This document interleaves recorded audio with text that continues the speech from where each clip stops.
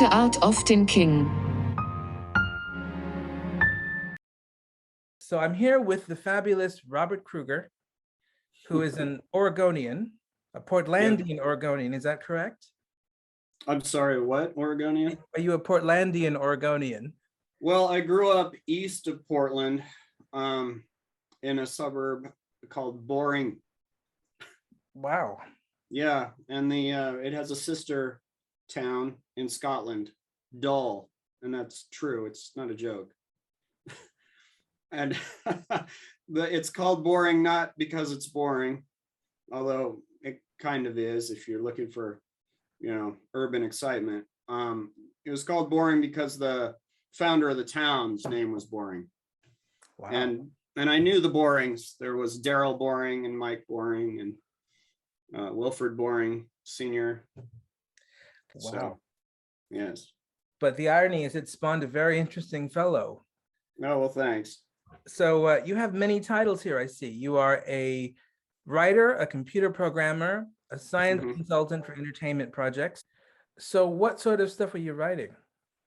I write fiction. I write some essays. I sent you a few links. Yeah, they were pretty amazing. Some of them are commissioned. Some of them are just, I've done some guest blogging, and I don't make a lot of money at it. Sometimes I get pulled in for random jobs. So when I was at Wizards of the Coast, I met Richard Garfield, who designed Magic the Gathering. Right. And became friends with him. And a couple of years ago, he started a trivia game with Ken Jennings, the Jeopardy champion. Right. Right. And so he called me up to edit their game. And then we finished that in 2019. And then about a month ago, I just finished editing the expansion set for that game called Half Truth. Wow. It's a fun game. So yeah, so one of the things that I wanted to talk to you about is a lot of your more recent essay work that you've been doing, which is really fascinating. It's been getting into political issues and sort of the connections between politics and psychology, evolutionary psychology, science generally. What has prompted you to get interested suddenly in politics? Well, I'm not so interested in politics. I'm interested more in epistemology. And it's more like politics came for me and not the other way around. How did that work? Well, it was around 2013, which seems to be not an isolated thing. There seems to have been some general movement in the zeitgeist with identity politics around that time, from 2012 to 2014. One of my friends lays it at, I think it was a Trayvon Martin thing was part of that. There were just a few events that were kind of pivot points. But then around that time, and independently of any of that, I didn't give a lot of thought to identity politics before then, really. I kind of avoided it. When I was in college, I had a critical theory professor that I tagged as trying to indoctrinate the class. And so about halfway through the class, I dropped it. But I didn't do that out of really any political motivation. I dropped the class because I just didn't think it was, a valuable class. I thought that, well, I want to create stuff. I'm interested in linguistics. I'm interested in building things. And I don't see that I can build anything with these dubious tools he's trying to hand us. So, but then in 2013, I had been getting into evolutionary psychology because I had a good friend that I met at Wizards of the Coast who's an accomplished game designer and author himself. And he had been going on this kind of long journey to to correct some of his education. He'd studied sociology in college in the 80s, and he had taken all this critical theoretical framework and applied it to some of his game design work, and thought that, well, this was a good way to approach his marketing and his perspective on what people wanted and how people thought. And he had some early disappointments where he realized what people were telling him was politically motivated and didn't really speak to what their real appetites were. You know, there was one game that he made with the input of a lot of women, and they said women are going to love this game. And I actually challenged him, and we had kind of a bit of tension over this. And I said, I don't think the market is. I said, this is a brilliant game, but I just don't think women are going to respond to it the way these consultants of yours are suggesting. And we got in a heated argument about it. And he's like, well, you know, we'll see. And it turned out that women didn't respond to it the way that these women promised they would. And he realized this was more ideological than anything, right? They wanted to like it that way, they just didn't. It's kind of like there are a lot of women that read 50 Shades of Grey who probably wouldn't advertise that fact. Yeah. They'd want you to think that they like something else that they are ideologically attached to, but really not that interested in spending their time on. Yeah. So, well, I mean, this reminds me of things I encountered as a grad student, where people would campaign to get more women in logic. And I always thought, well, I don't really want to be a logician. Most women, I suspect, would probably not want to be a logician for the same reasons I don't. And there are probably more women who feel like me than there are men. So what's the problem? And when I said that, people went absolutely nuts and said I was a raging misogynist who thought women were stupid. Yeah, right. It's like, how dare you to suggest that boys like trucks and, you know, girls like dolls on average. Yeah, no, it was this weird sort of view that they weren't really defending but presupposing. Those are always kind of the most dangerous ones, where they were sort of presupposing that men and women were naturally the same, and anything other than that was women being poisoned with propaganda that was designed to keep them down. Yeah, and that's what I encountered. So I had this long digression here, and I'm sorry, I'm pretty sleep deprived, as I told you earlier. Don't worry about it, it's interesting. So yeah, around 2013, I started sharing evolutionary psychology ideas on Facebook. And I actually had these private conversations with these women that I'd worked with professionally on the side. And I thought, you know, this is really interesting stuff, and it might be a good way to pursue feminism, because there's actually some falsifiable propositions here, cross-cultural studies that are coming out of this stuff. Mm-hmm. And wow, did I step in it? I mean, the anger, and part of, you know, some of my longtime friends are like, oh, no, this is, you can't talk about this. And I'm like, what do you mean I can talk about anything? I mean, and then the naturalistic fallacy came up. Well, okay. So before this, I had, I'm sorry, I'm having to dig back in time, you know, to put together the causal chain. Actually, it wasn't identity politics that really started all this. It was my daughter in 5th grade coming to me and saying that her teacher had been trying to get the class hostile to the theory of evolution. And she's a 5th grader, and she's a really articulate, smart kid. But I said, how so? And she said, well, the teacher showed a blow up of a dragonfly's wing on the projector. And she said, look at this amazing thing that God has created, and how some people just say that we're evolved from germs in the mud.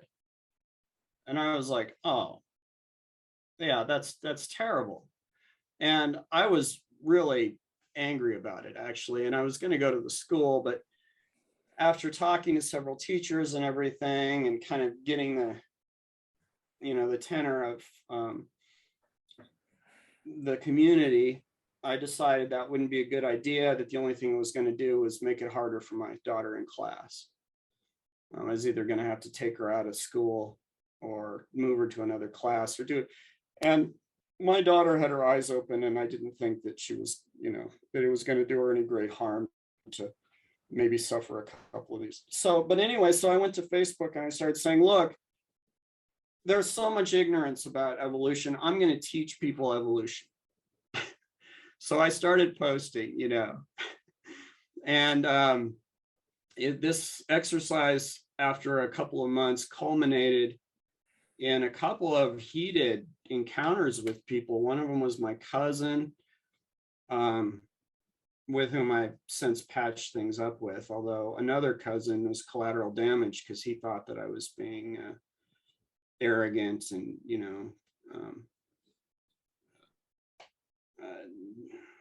well, I don't know exactly how to put it. An oppressor. Yeah, just, unkind. And so it was at this point that I started to build this idea that, God, people have a hard time, disconnecting political motivation, or on the other hand, their artistic, religious sensibilities from logic. It's like, and I thought this was odd, and I brought this to a friend of mine who's an astronomer, and he pointed me to some articles on high decouplers and low decouplers.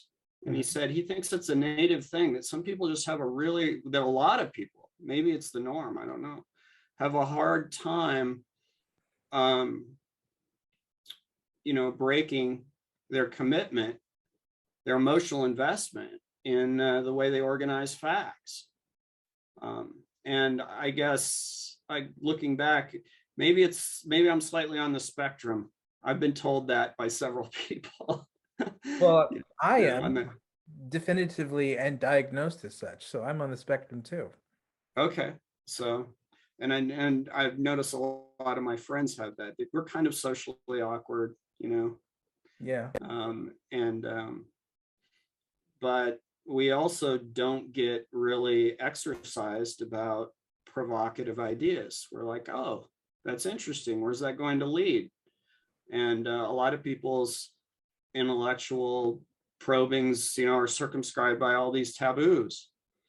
So I started to run into that with the theory of evolution, but I didn't have too many people that pushed back, just about 3 or 4. I lost a couple of friends, but I could feel all this support from my liberal friends. They're like, oh yeah, get those religious people, And I'm like, okay, great. However, when I started to look, started to say, well, what are the implications for human psychology? The tide turned. So around 2012 or 2013, when I started to do this, boy, the feminists especially did not like this inquiry. I'm like, these theories were not created for the inconvenience of feminism. This is inquiry in good faith, and yeah, a lot of it's not going to lead anywhere, but that's the way science works. You come up with a lot of propositions, you test them, and most of them fail. But some interesting patterns have been teased out, as a lot of your guests have demonstrated. Paula and William and other people. So then I started to think about my values in terms of, dialogue. What should I just back off and do this inquiry in private? So you said, how did I get interested in politics? Well, I got interested in how politics impact learning and, exploration. And I guess I've had kind of a charmed life because I haven't really, and when you feel that, you feel this deep injustice. It's like, look, I'm not trying to argue anything but facts. I'm just, I'm trying to divest myself. And people say, well, you can't do that. And I strongly disagree with that proposition, that you can't separate your intuitions, your hopes from your observations. That Yeah. objectivity Hmm. is a mode that you can follow no matter how you feel. Now, it's easier if you feel objective, if you're not in a highly emotional state, but it's like a game. You want to cheat sometimes. You may have strong motivations to cheat at a game, but you don't have to cheat. Yeah, well, it's a bit like if you have two people, both of them can have quite good motivations, morally speaking, for the most part, but there's an easy mistake one of them can make that the other doesn't. So one of them will say, let's minimize harm within the confines of reality, and the other one just says, let's minimize harm. Now, wanting to minimize harm is a good ideal, but if you don't add the within the confines of reality bit, you're going to do more harm. Oh yeah, sure. Yeah. And that, yes, the road to hell is paved with good intentions, is basically the observation, right? Yeah, because your fantasies about how the world should be are going to start getting in the way of how the world is. You're going to be taking in misinformation. You're going to be processing falsehoods and acting on them, and that leads to suffering in the long run. Yeah. Yeah. And one of my, I don't know if friend is the right word, one of my friendly acquaintances with whom I've had um, some heated argument, has come up with a formula that logic is love. Now, I have some problems with this. I think it's true, but it's only true from a certain perspective. If you're in the mode of performance and art, then logic looks like love, because you can see that it lowers the emotional, tenor of a conversation. It allows you to share facts without, fighting for power and, one-upmanship. So, from that perspective, but logic isn't love. Logic is logic. Love is love. And so while it's good to be able to move between these perspectives and not get so fixated on them that you get, this one mesmerizing idea, an orientation. And like you said, it leads to harm. Yeah. Well, I mean, it's understandable that people get upset about the limits of logic because logic can't tell you how to do a lot of very basic, caring oriented things for other people. So you have to bring in your instinctive nurturing and spontaneity and things that are more about reacting in the moment and giving people what they need if you're going to have a wife or raise a family or anything like that. But if you start kind of bringing in really illogical things even into those practices, you're going to harm people. Yeah, for sure. But people don't see it that way today. They don't, they start with their moral aspirations and they think society and the world has to conform to them automatically, and they're not open to the possibility that they have to adjust their moral aspirations and beliefs based on uncomfortable but true information. Yeah, and these attitudes you need to be educated out of them, because our native operating mode is not one of logic. We use logic to get what we want. And it's kind of a miracle that we're logical at all, that we have this capacity, because our environment of adaptation for millions and millions of years was one where you didn't have the luxury of being able to just, spend time assessing what the dangers were in your environment. So we're evolved, to work on reflex and emotional modalities that set us up, to confront an environment that's throwing danger at us in a hurry. You don't have time to and this is something that is such a problem that it impacts the way we produce art. Like people, the craft of art is a deep study because our intuitions often lead us astray. Like in writing, you're like, well, I wrote this thing, I'm trying to write a story, and it's just not coming out right, because you have this, you know, your experience that you're trying to relate is not organized for communication. Like here's an example. I was talking about story writing. So there's emotional reaction units that sometimes writers refer to, where you get the stimulus and the response, and you have to get those in the right order. Mm-hmm. But when you're writing, you might get those out of order just following your intuitions. In drawing, a lot of people say, well, I can't draw well. And what gets in the way is that we tend to project when we're naive, we have this very symbolic projection on the world. We tend to look at, faces in a very stereotyped way. At least we react to them emotionally. We're taking in all this data, but if you say, okay, draw this person's face, when you draw from memory, you might draw, like little kids do, with a stick figure, and a smiley face or whatever to convey emotion. And then you're like, well, how tall, how much, what are the proportions, like from your eyebrows to the top of your head, or from your eyebrows to the top of your mouth, or from, your mouth to your chin? A lot of people will mess that up because, even though we're great at perceiving when these proportions are off, we can't really articulate why. Because we're evolved for these quick reactions. We're evolved to assess the smiley face in a hurry, to understand, oh, what's this person's orientation toward me? Should I gear up for threat, or do I extend my hand? So we're very susceptible to simplistic constructions of the world, and we don't know what we don't know.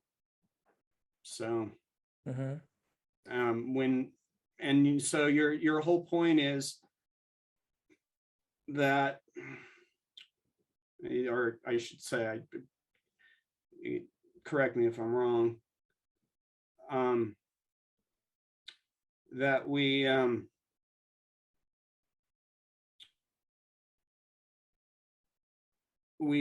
have this working set that's limited, and we get really attached to it, and we say, well, it's morally right.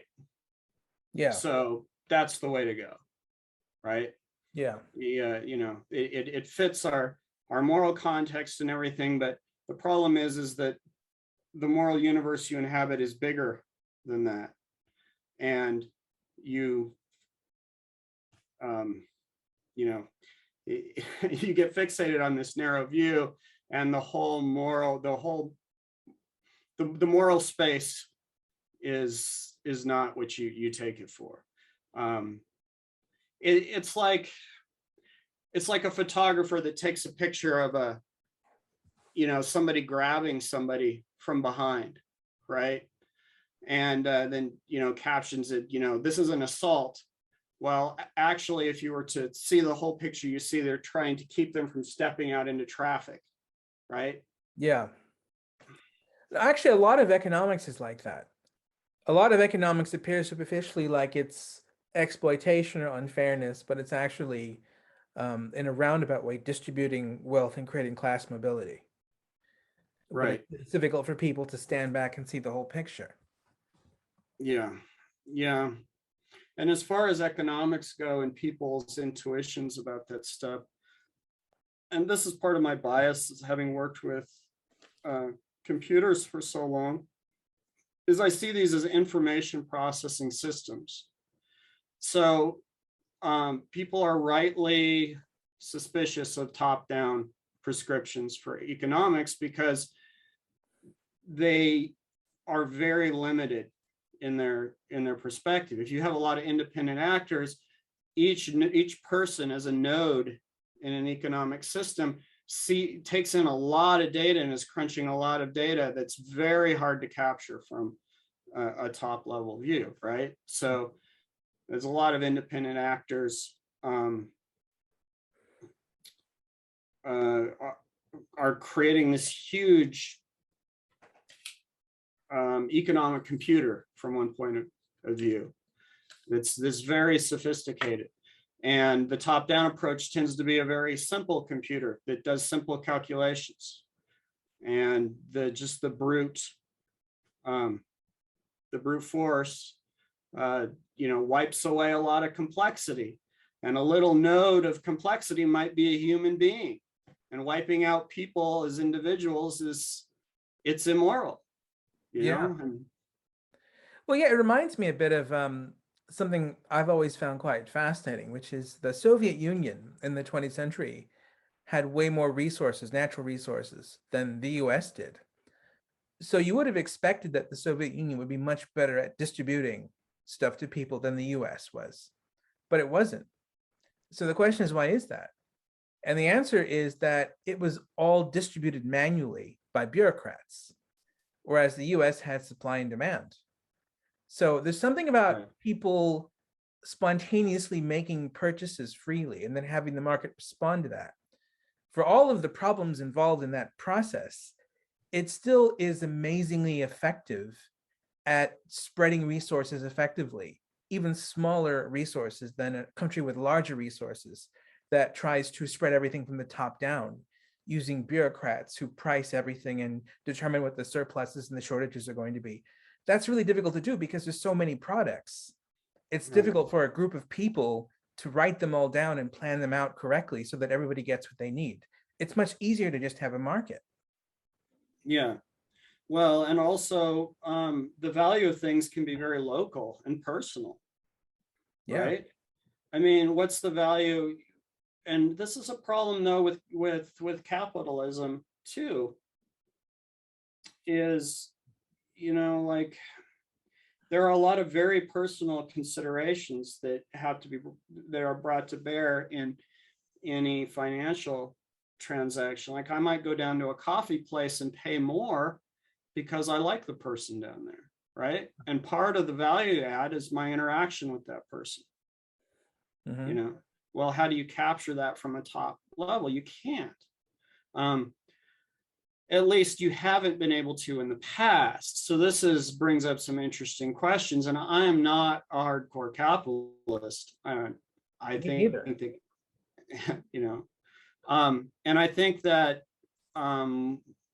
we're in a period of extreme disruption because computers now with machine learning, IoT integration, the streaming of data. Well, you probably read Yuval Harari, I assume. I haven't actually, so you'll have to educate me about who this is and what they said. Well, okay, so he's an Israeli kind of popular, I don't know if you'd call him a philosopher, but he wrote *Sapiens* and *Homo Deus*. Okay. I remember, is that the right one? So he takes a religious perspective on the evolution of culture. And so he saw originally, we had theism where you would look to God for answers. That was the organizing principle of human culture, it's human cultures first. And you look for God for answers. He doesn't necessarily mean this, as taking a religious view. He's saying, well, gods are kind of like corporate brands, or they were in like ancient Mesopotamia. This God got things done because for whatever reason, the observance of this God and this God's values just worked better. It organized agriculture and armies and things like that. You do what this God says, and it's like, oh, well, this God must be a more real, today we'd say, well, this codex was more, you know, was more accurate, or, you know, was more enlightened than this other one. But they just saw it as, you know, you attach yourself to a deity, you follow this deity. This deity is more powerful because he gets things done. Doesn't mean these other deities aren't real. They might be, right? And then you have this convergence with monotheism that's like, no, you know, there's really kind of a way to do things. So we look to God to do things. And then with humanism, as it emerged, we went, no, really, we should be looking to other people for answers. I mean, there may be gods, there may not be gods, but God helps those who help themselves, right? And this was really useful perspective. Well, there's a third phase that he sees coming, and that is that, okay, so with humanism, we center the individual, right? We posit some universal values, universal rights that are like natural rights, you know, like in the US Constitution. We hold these truths to be self-evident, you know, whether they are or not, we still hold them that way. Right? And if it's a fiction, I think it's a pretty useful fiction, the individual and universal rights. But then science is showing us that really we aren't individuals at all. We are all these subroutines competing in this fractious chorus of excitation and inhibition in cognitive processing, and then kind of a consensus rises out, and we get, you know, a course of action, or, you know, a one-dimensional stream of thought. But what's going on is all this complex pattern matching and stuff. And so one way I've put it in my essays has been, it's like this chorus of demons, and one day one demon might be ascendant and another one another, depending on what the weighting is, you know. And the weighting of these different voices is determined by biology, by you know, personal experience, all this stuff. So are we really individuals? Well, we can look to machines, we can scan brains, we can do all these things to actually position our machines to know more about us than we know about ourselves, right? You know, self-deception is a real thing. If you read Robert Trivers. Yes, I have read that. Yeah. And it's like, well, why do we deceive ourselves? And there's all kinds of adaptive reasons for that. One thing is that to get what we want, sometimes we need to, if we can't influence other people, you know, through honest persuasion, we can influence them through subterfuge and lies and things like that. And the best way to do that is to first lie to ourselves. So this is interesting. Interesting thing in evolution is very tragic, because really, you know, at base, you know, I'll wipe out all the teleological considerations and, you know, the moral dimension and everything. And those things, I don't discount those at all. I'm not necessarily an atheist, but we need to adopt a perspective that evolution is blind, that it's not goal driven, and its only goal is the perpetuation of this self-replicating, you know, organism, right? So we have self-deception to not for our own personal conscious reasons, but because evolution says, hey, this self-deception works. It helps make copies. It helps, you know, it moves the system along. Yeah, you know, one of the things I worry about that I wanted to discuss with you, because it's in your piece, that I wanted to talk to you about today, which we'll get to in a minute. But it seems to me like a lot of positive historical changes have come about because of movements which are actually engaged in self-deception. And it feels to me like the preeminent one that's easiest to describe this way is feminism, because the positive things that it did, where it gave men and women equal rights, and a lot of protections that women didn't have before it. But it did this on the back of a self-deception narrative. And the narrative was the reason why we need to do these things is because we have a class war where men are the upper classes and women are the lower classes. And it seems to me that if you look at gender in the past, the way that it actually worked, it's not like the upper and the lower classes. There's much more collaboration. There's much more, less dominance and more attenuation to the differences between men and women, exchanges, and for whatever deprivation of rights are involved in one gender, you get freedoms in compensation for that, or for whatever responsibilities that you have that the other gender doesn't have, you get a little bit of subjugation from them in response, but it's very tit for tat. It's not like there was the upper classes that were men and the lower classes that were women. It was much more complicated, socially and biologically. And it's hard to get people to see this because I think, well, feminism produced all these good things, therefore its major narrative that gender is class warfare must still be and always has been true. Right.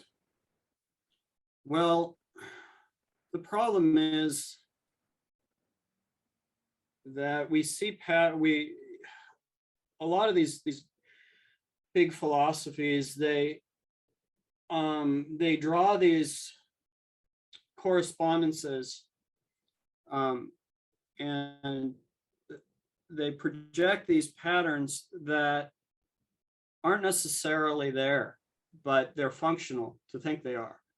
Just like, if you take an atheistic or an agnostic view of gods, you can still see how God as a corporate brand can be a powerful organizing principle, right? Yeah. That doesn't necessarily mean that there's really a God, Horus or whatever, organizing this town. So the metaphor of stone soup occurs to me, the story. Yeah. It's like, all you need for your soup is a rock. You just pour some water in a bowl and you put in a rock. Oh, but it would be really, what makes the soup better is a little bit of meat. Oh, and some salt and some vegetables, or tofu or whatever, and pretty soon it's like, wow, you did all this with a rock. But that, it's like to say, well, okay, that's silly. We didn't need the rock, but the rock got things started, right? It's like a catalyst for the soup. And the God is an organizing principle, which, makes things work. And I know that immediately this is going to bounce some strong theists are going to go, oh, well, I can't, I can't listen to Bob because he's obviously an atheist. And I had this argument, and somebody said, well, this is your godless view. You're trying to undermine our faith in God in this conversation. I said, wait a minute, not at all. You need to be able to look at these things from different perspectives. I was educated in a Benedictine monastery. The school I went to was a monastery, and half of my professors were monks. And I would go up and I would drink wine and eat snails with a monk and talk about literature and philosophy, and these people are very influential. I was raised a Catholic, and there's no point at which I forswore religion. I just have a lot of problem with religious literalism. So I'm hoping I'm not creating. I try to kind of create these arcs in a conversation, and sometimes they get to be too long. No, I think what you're saying in regards to feminism is it's true that the idea that started it was that you can make a soup out of a rock. Then other things got attached to the soup. But now we are supposed to reach a level of maturity where we can say, hey, look, no, what made the soup was all the other stuff. It wasn't the rock. So we need to get rid of the rock. Exactly. So we got to get rid of this idea that gender is a class warfare thing. Yeah, and I sent you a few different competing perspectives on feminism and patriarchy theory. which I thought were interesting. I mean, they're all different ingredients to the soup, and the rock at the core of them is patriarchy, but it's taken these people in completely different directions, you know? And the definition of patriarchy is just so equivocal and weird. If yet there's this idea, and I think Paula was bringing up how the kind of the prevailing idea of patriarchy is the things that you outlined, where it's this arbitrary social construction where men try to control women against, sometimes seemingly against men's own interest, like patriarchy hurts men too, and all these weird, ideas. But in the realm of evolutionary psychology, we've got Barbara Smuts, who says that patriarchy is about, these evolved biases for men to control women. And then Daniel Copeland over in New Zealand says patriarchy is a war. It really doesn't have much to do with women per se. It's about men competing with other men for women as a prize. And it's like these two things aren't the same proposition at all. And so, it's, but they still have a piece of the truth. I think Smuts has a lot of interesting things to add. I think Copeland has a lot of things to add.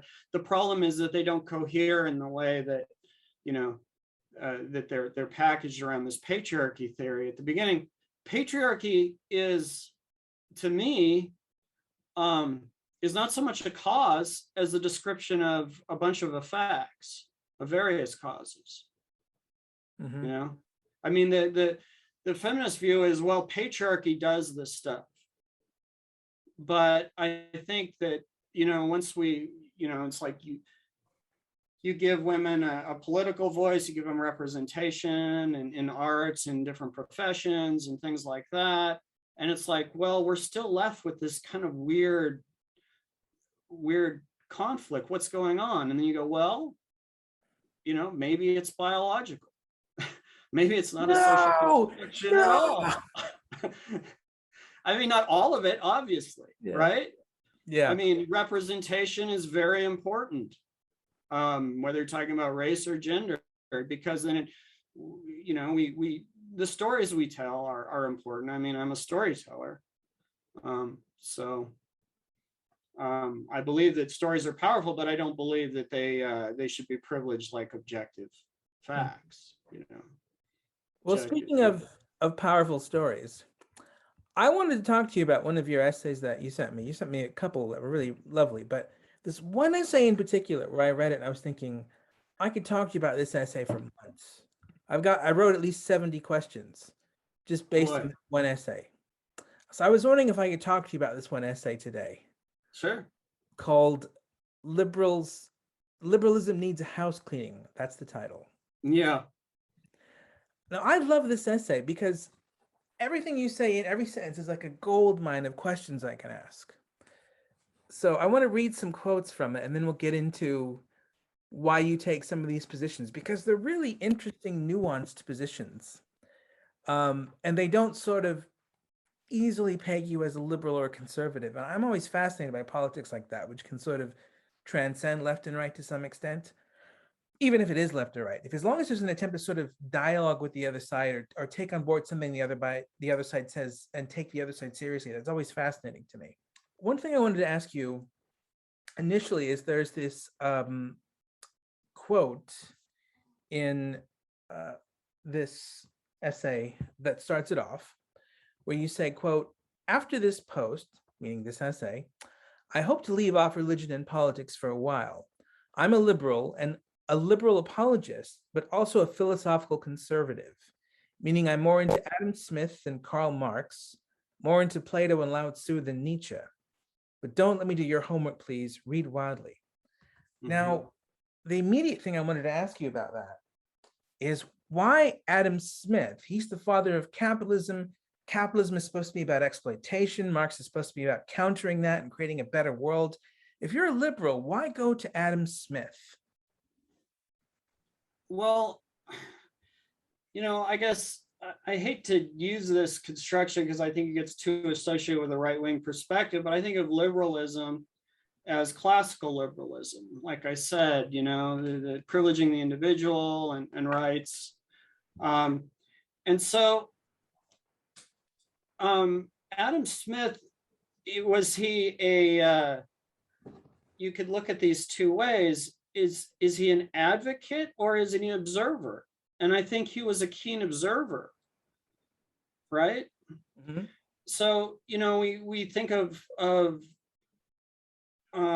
capitalism as this prescriptive philosophy, but really capitalism is just an observation about the way people exchange goods and services, at an important level. And so I would say that just if you want to get a clear view of how things work, you take an objective perspective and you'd read him, like he, I think the first part of is it Wealth and Nations, where he talks about specialization and its power, like to make, I think stick pins were maybe what he was talking. I can't remember. It's been a while, right? Mm-hmm. You need to start with, just cogent, well-observed things. I mean, the theory of evolution, for instance, to digress away from economics for a minute, although all this stuff is connected, was not, Darwin didn't come up with the theory of evolution. A lot of people think that. What made Darwin so popular was his keen observations. It's just one fact after another presented logically to shore up his idea that, based on Malthus, that, hey, a lot more organisms are produced than can survive. And there's a winnowing effect that's very, very powerful. And let's examine, all these different phenomena and see if this has explanatory power. And if you've read Origin of Species, it's fascinating. It's like, because you look back with, 150 years, 160 years later, the benefit of hindsight, it's like watching somebody navigate this maze from a top level view, and you go, well, are they going to turn right or they turn left? And he just made the right turns. And yet, from his perspective, things were opaque. Like, he's like, well, there must be some mechanism of variation, but what could it be? This was long before Mendel and genetics. And then it was, I mean, people talk about this stuff in the 19th century. And in the case of Adam Smith, what was that? That was 17th, 18th century? I believe so. It was the Enlightenment. It was at least 100 years before Darwin, probably, earlier, right? Mm-hmm. So anyway, to answer your question, I think Marx was a keen observer too, and if you receive him that way, the problem is that he's become so politicized, and he, going back to Plato, I mentioned Plato in this too, is I thought Plato had some very keen observations about human nature and, his cave metaphor, like in the Republic, is great, but his political prescriptions are crazy, right? So I'm kind of a Platonist, but I would not, as far as, I think he had some really cogent things to say that bear on essentialist philosophy, but the way he took them with eugenics and things like that, and people conflate these things so egregiously. It's like, no, eugenics doesn't necessarily follow from evolution studies, right? That's the ought from is fallacy, the naturalistic fallacy. Mm-hmm. You see this again and again and again. So that's why I say read widely. Don't be afraid to read Nietzsche if you're a Christian. Don't be afraid to read Adam Smith if you have socialistic tendencies. Don't be afraid to read Marx if you consider yourself a big capitalist. You're impoverished if you can't engage their observations and separate them from the political dimension. Does that answer your question? Yeah, and that actually leads to the next quote I wanted to ask you about, where you say, I think we need to regard conservatives. So I'm assuming here you're speaking as a liberal. You say, I Yeah. think we need to regard conservatives as dialogue partners and not our enemies. Conservatism is good where it consolidates the hard-won gains of civilization onto which to build more and better civilization. Liberalism is good where it opens us up to badly needed new ideas. Conservatism has the longer tradition and is an easier fit with our evolved cognitive biases, but politics needs to move forward, and the best foundation for that movement is the flexible golden rule of doing as you wish to be done by and a skeptical scientific worldview that constantly revisits our assumptions. Now, there's a couple of objections I was thinking somebody from the left might have to this. The preeminent one that came to mind was a leftist would probably say something like, and not even a leftist, even a liberal who watches CNN would probably say something like, we can't have conservatives as dialogue partners because they're mostly liars and crooks and fanatics. They watch Fox News, which is all propaganda. And with people like that, you only can marginalize them and try and keep them from having power. You can't talk to them because they're just crazy. What would you say to that? I'd say, well, it's a straw man construction. There are obviously many brilliant conservatives, and I don't think they're all cynics and self-dealers. I mean, it's the exact same misgivings that conservatives have about liberals.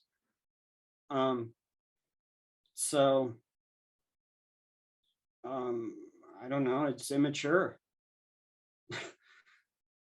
Help me dig into this more. Okay, so, well, it seems to me like a common leftist tactic these days, and a liberal tactic as well. It's not even just leftists who do this. In some ways, actually, leftists do this less, now that I think about it. It's to say something along the lines that for every conservative position, there is no debate, there is no argument that needs to be won on our side. We're just dealing with assholes. Like, we don't have to argue that you're not killing a baby when you have abortion.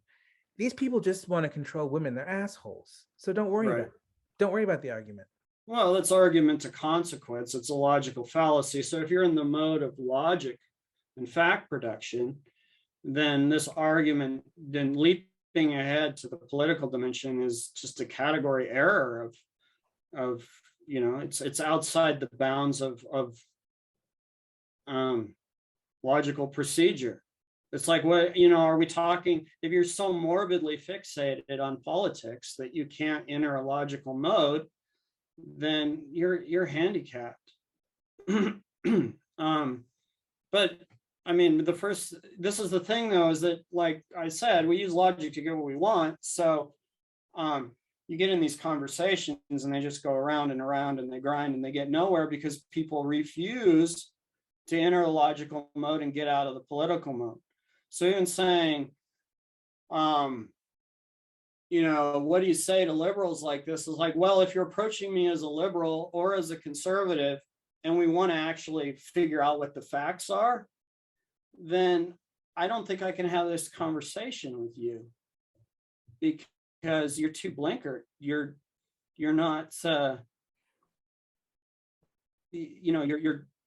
you have mistaken the mode of prescription and persuasion for the mode of learning. You can't do those things at the same time.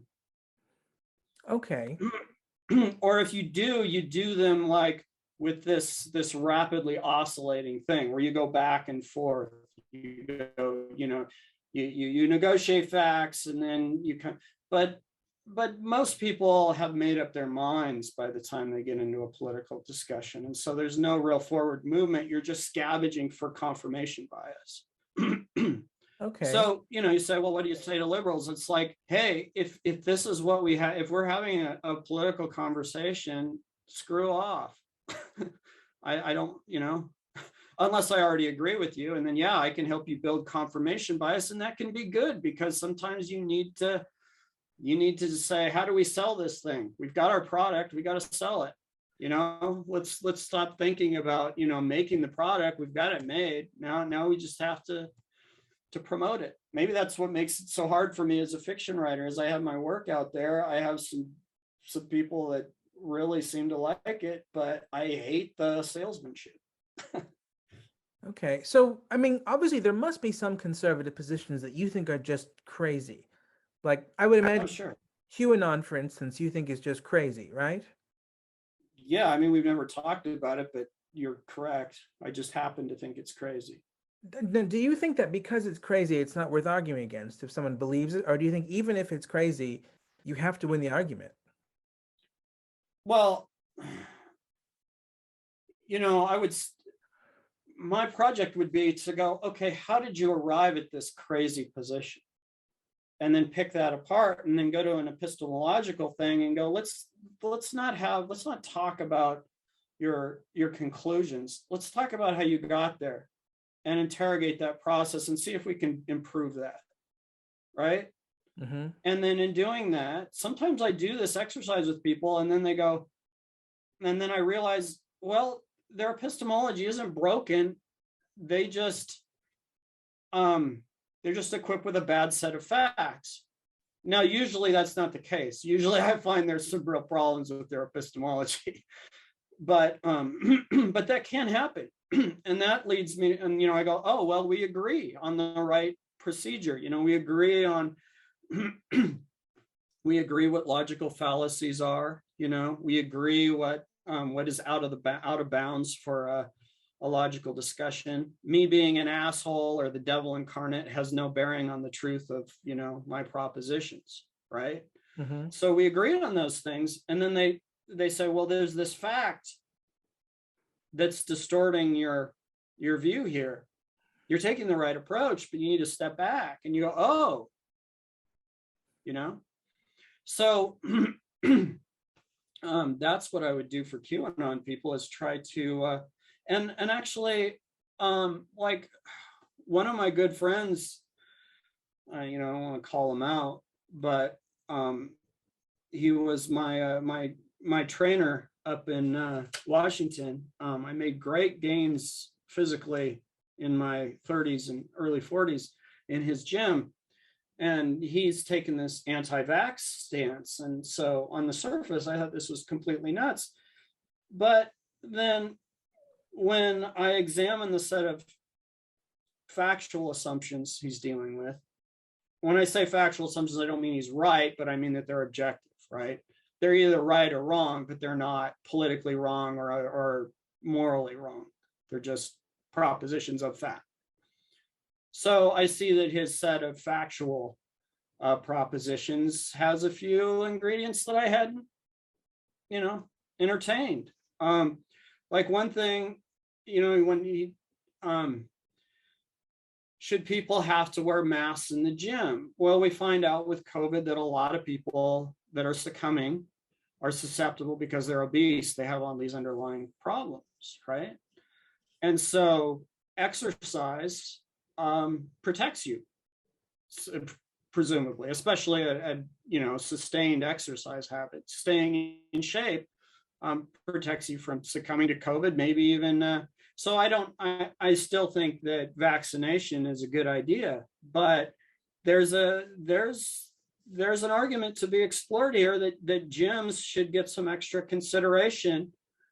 That maybe, especially because it's really hard to work out with a mask on. Maybe, the people that go to gyms, they tend to be the healthy people. And if they're not, they're getting healthier. And maybe that offsets a lot of the risk factor. I'm not going to weigh on that, but, it was when I really thought about it and engaged it from his perspective. And obviously he's got some self-interest going, economic and philosophical and stuff, but he's also got a point, an objective one that needs to be explored and properly weighed and not dismissed. Mm-hmm. So yeah, even though you disagree with him about his conclusions, you're still sort of respecting him as a dialogue partner and thinking you can learn things from him. Yeah, and that he's, his maybe he's motivated or whatever, but it has focused his attention on potential facts that I've missed. It's important to not throw these things out. When we talk about ecologies destroying the rainforest, I mean, the biggest tragedy of that is that there is some information in the rainforest, maybe in the way that certain molecules are put together, that could save us, cure cancer, things like that. And we, just because we have this limited perspective on their potential uses in the moment, doesn't give us, we should pause before we take action that wipes out potential libraries. I mean, library is my metaphor, but it's like the Library of Alexandria. If you drive a species to extinction, you've destroyed gigabytes of information. Now, whether it's useful to human beings or not, well, ultimately it is, I think. Okay, that's interesting. So I suppose what that gets us to is, if you're willing to allow left and right to be dialogue partners and see them as fundamentally dialogue partners, like that's their appropriate role for each other. What do you think is the difference between left and right? What's the difference between a liberal and a conservative, on your view? Well, it's very muddy these days, and I'd hesitate to come down strongly because it seems that nominal liberals have abandoned economics, or at least decentered it as their project. It used to be that liberalism was defined, political liberalism versus a philosophical liberalism was defined by economic justice and questions of that. And now it seems to be focusing on identitarian issues, which I think is completely outside the project of liberalism, philosophical and political, at least if you want to be constructive. Prejudging people based on their fixed ideas is the opposite of the classical, individual focused liberalism. So what's a liberal? God, to me, a liberal is a classical liberal, that they center the individual. They they stand up for human rights and dignity. So here's my, and I think I say this in this essay, is that my attitude toward identity politics, or maybe it's in another essay, I can't remember, but the only defensible identity politics is to end identity politics. This is something, because if any identity political discussion you get into, they say, well, those white supremacy is a problem. We need to fight the white supremacists. And it's like, okay, yeah, is it really a problem? And you dig into it, and it's like, there's a lot of smoke in this whole putative problem. It's like, is it a problem? Are we creating this problem? Are we summoning this demon that we're fighting? Is a good question. So if you go, oh yeah, these guys are discriminating against you, it's like, oh yeah, that's wrong. Let's end that. But you don't need to posit this counterweight, where we say, well, since they've organized around their identitarian issues as white supremacists, that we need to adopt their same tactic to fight them. Instead we just say, hey, look, cut it out, stop punching. Stop prejudging people. It's like, no, now there's all these rationalizations for prejudgment. This seems like kindergarten stuff to me, but we talk about, the dialogue about this is that he takes this stuff so seriously. I mean, so many of my friends are apologists for critical race theory, and I'm like, really? I mean, why? I mean, aren't we trying to get away from these reifying race? I mean, you say race is a social construct. Well, let's get rid of that construct instead of shoring it up.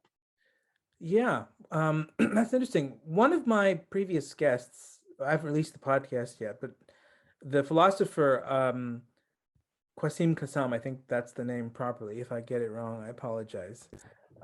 He said, interestingly, and I'm curious what you thought of this, that most of the identitarianism is on the right.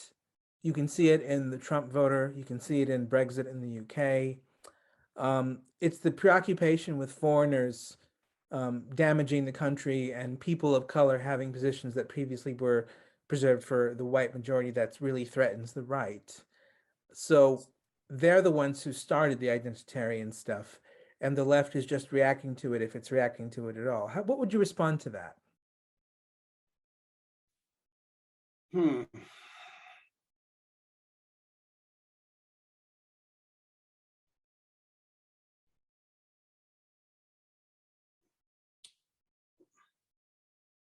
Well, for one thing, it sounds like whataboutism to me, Okay.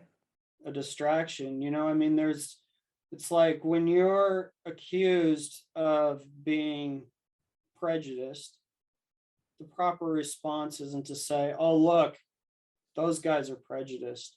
It's like interrogate the accusation and dig into the accusation and see whether it's just. And you should change your own behavior. I mean, who gives a crap what white supremacists think? Let's clean our own house. Like I say, liberalism needs a house cleaning. Why are we adopting these morbid approaches? But okay, let's dig into the actual proposition. Is this true? Right? So now we need to look at evidence. We need to get away from abstraction and say, is it really true that and without going on the web and coming up with statistics, anecdotally, I can tell you I know a lot of conservatives that don't think this way. They're not it's not white identity that's driving them. It's something more principled, like what we're doing here is trying to just get away from prejudice. And I think that, even though I am not a conservative, my problem with conservatives is I think that they weigh things, and weighing things is, there's this word rationality, right? And that's the etymology of the word, is that you weigh things, you take their proportion, you figure out what their relative weights are, and you use different scales. And I think that the conservatives often weigh things wrongly, but that doesn't mean that I would accuse them of bad faith. That's what you're talking about, right?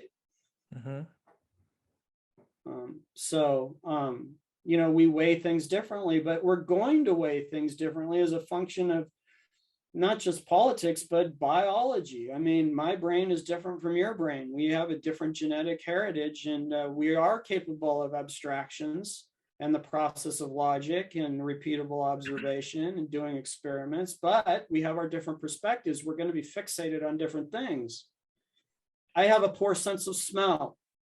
My wife is my kind of smell prosthetic here in the house. She knows when the food's going bad. She knows if I left the gas on the stove, which is not an issue with this house, but it was at our last one, right? I can't even smell the mercaptans in the gas that are, I would be a disaster. I mean, that's a bad thing. I don't know that that's genetic. I think I lost my sense of smell. But the point is that she has a different capacity here that I should leverage. That's our greatest adaptation as a species. The thing that makes us powerful is that we can leverage each other's capacities, that we don't have to have that power, that we can do some specialization and then have non-zero sum cooperation that emerges from our unique capacities and talents. So would you say then that maybe the correct response to this objection I gave you is, yes, there is some racism motivating right-wing politics, but that racism is far less powerful and in your face on the right than all of the bigotry on the left, which is very powerful and in your face on the left. Would that be something like your position?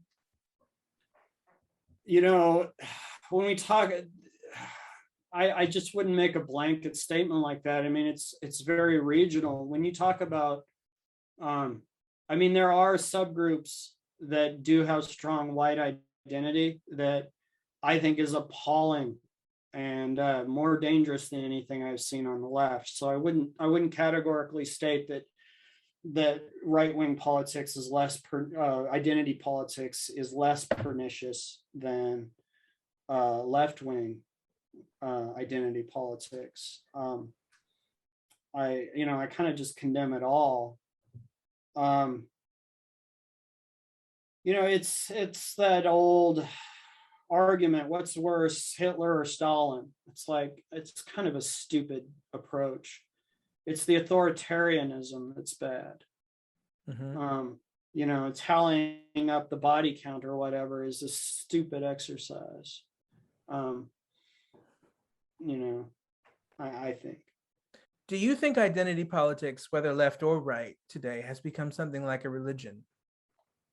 Oh yeah, I do. Although, so religion is a tough word, I think, because I think there's a pure religious impulse that is about finding meaning in life and getting at emotional truth, right? But religion is also bound up with politics. So I try to break religion apart into a realm of meaning and a realm of politics. And politics is the vehicle by which religion, politics, superstitious, what we tend to call religion is this package of things that really means different things to different people, but somehow still gets people to identify with the, it's religion's a strange beast. But so religion depends on certain deep cognitive biases to work and to organize people. And a lot of atheists can't see religion in terms of anything other than superstition, and they have a pretty good idea of the cognitive biases, but just because the fact that we have these susceptibilities that the religion exploits doesn't mean that religion is cynical, and I think that's really important to emphasize. So what is religion? Well, to be most charitable and to try to take away the political dimension, religion is the way we organize meaning in a teleological sense, right? What's the ultimate design of nature? Where should we be heading? What's a proper moral alignment with the universe? How do we actualize ourselves, right? Right. It's kind of this. So that in that sense, religion occupies this kind of middle ground between philosophy and politics, So is identity politics religious? Well, it does seem to have a very strong emotional meaning component to it, right? I mean, it's certainly irrational, I would say. But irrational, when we talk about irrational, often that word is pejorative, right? But it doesn't have to be. I mean, human emotions are irrational, but that doesn't mean that they're not good or, imagine how awful life would be if we didn't have emotions. Yeah. Right? So, this is hard. I'm sorry. I'm not very focused on this question, but there are, so let's look at religion. You kind of took me by surprise, so I have to think about it. What characterizes a religion? Well, a religion has this teleological component to it.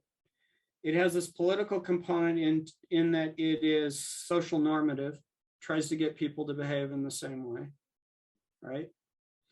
And that it has built into it, a religious practice has built into it a performative, very idiosyncratic dimension so that you can test people's commitment.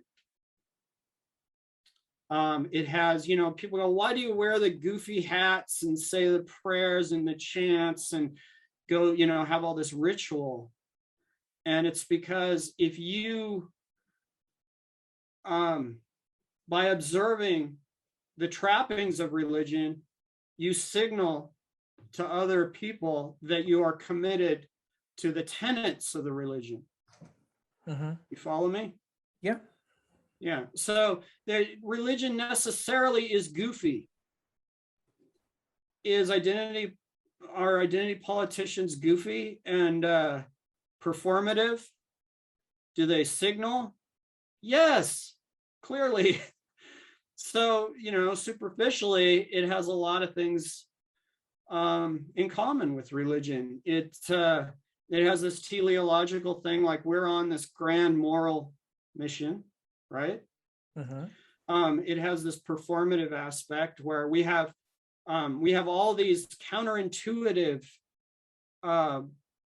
neologisms, and you have to kind of adopt this lexicon. It's much like adopting a creed, right? It's like when leftist identitarians use the word racism, they often mean it.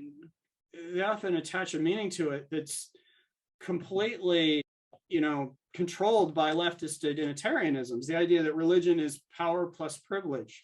It's a very fuzzy formula, right? Wait, did I say that right? That racism is power plus privilege. You said religion. How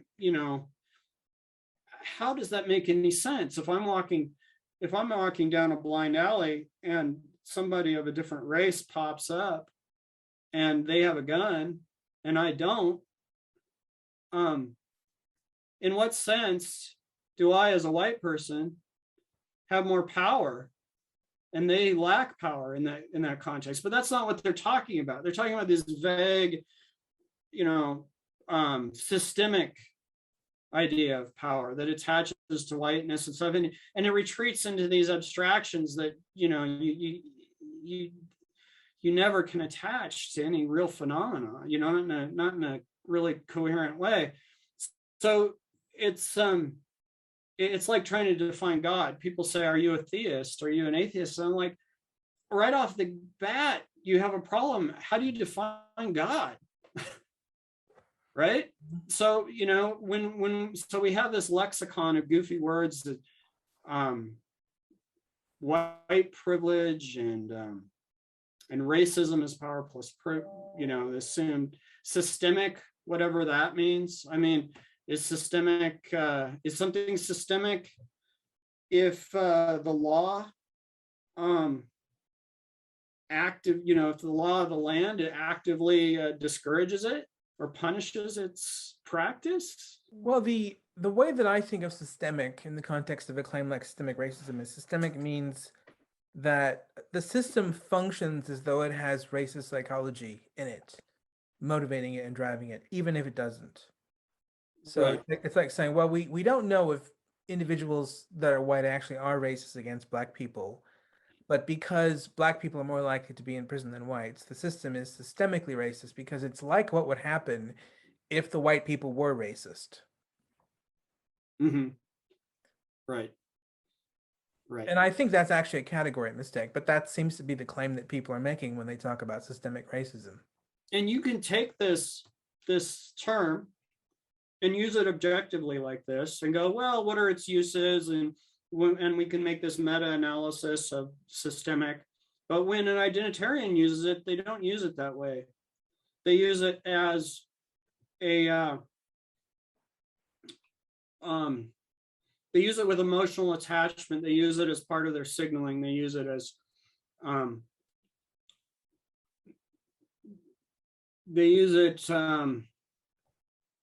signal of their moral rectitude. It's like its denotation is much less important than its connotation. Interesting. Right? Mm-hmm. So, so is this a religion? Well, I think on many different levels, you can say it really looks religious. Here's one thing. I think a religion doesn't need a deity, but it does need a devil. Well, this one definitely has a devil. It has a devil. So for patriarchy feminists, insofar as they are not just scholars, but religionists, and of the patriarchy religion, I know I'm going to raise hackles with that one. They have their devil. Patriarchy explains every bad thing to them, every bad outcome. If women act crappy, it's because they've internalized the patriarchy, right? I mean, not only is it's not falsifiable, but it's also all encompassing. It's their one explanation.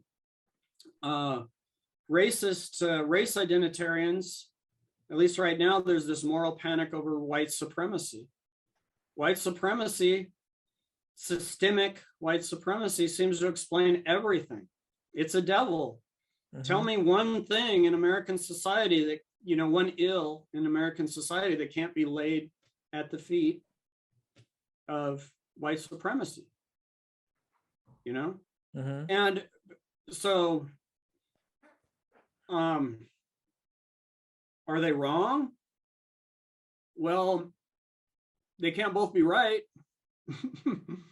Yeah. So I suppose going back to religion, it seems like although you might not like this particular religion, you have some fondness for religions generally in your worldview. You don't think they're sort of intrinsically evil, right? Right. No, I think that religion is very powerful. I think that people need to understand that objectively, it's a strong hypothesis that without religion, we would not have civilization. Because religion was the first organizing principle to get people to leverage their cognitive biases for social organization beyond Dunbar's number. You know what Dunbar's number is, right? Well, it's good to say so for our audience. Yeah, it's a number of around 150. That is the number of people, about the maximum number of people that a cohesive tribe can accommodate because of the intellectual load of theory of mind, trying to figure out who everybody is in the tribe, what their potentials are for you and your interaction. It's basically about the limits of your strong friend network. And that's actually a pretty big number. And I think that within the last couple 100,000 years, the tribe itself was a huge driver of human evolution. Those with the best theory of mind survived because they were able to cooperate. And so you have this arms race. But then you have, in any of these systems, in any ecology, you have cheaters, you have parasites. My friend Rob, who's an evolutionary biologist, likes to cite 30% is about the threshold as a rough threshold for most cheater scenarios. You get above 30% and the system starts to break down. So 150 people, Dunbar's number, we have all these tribes, you have, so that the tribe doesn't get inbred, you have raids between tribes, for mates, new mates, to get some genetic flow. And why is genetic flow and diversity important? A number of reasons, because your environment's precarious, it has shifting demands. What is on the margins of adaptation in one context is going to be centered in another. That's why people look different superficially, dark skin versus white skin. These are adaptations to the environment. That involve feedback loops and trade-offs. White people and I know this is a gross simplification. There's a whole bunch of contradictory explanations, but white people are more susceptible to skin cancer, but they process vitamin D more effectively, right? Through ultraviolet light. Black people have a harder time keeping up their vitamin D at high latitudes, but they're not as susceptible to skin cancer, for instance. So we have all these trade-offs. Well, religion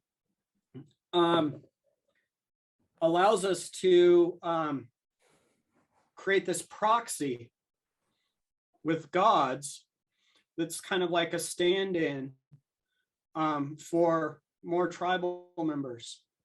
And so you can combine tribes as long as they have this ideal embodied in the god, and the god's dictates. That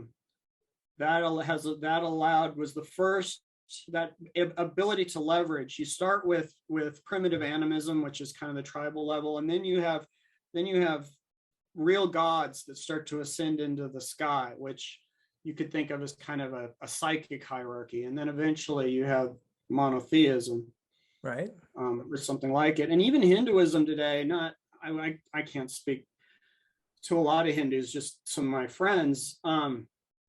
They, while there is a plethora of God in Hinduism, it's not polytheistic in the same way that a lot of, say, like old European paganism was. There's still this idea of these gods being different aspects of a unity, right? Not these just completely separate, disconnected entities in a pantheon. I had this Hindu friend, office mate at Microsoft, and he'd say God is one, but he had his own personal God that he prayed to, and recognized a multitude of gods representing. Well, anyway, we could go into that.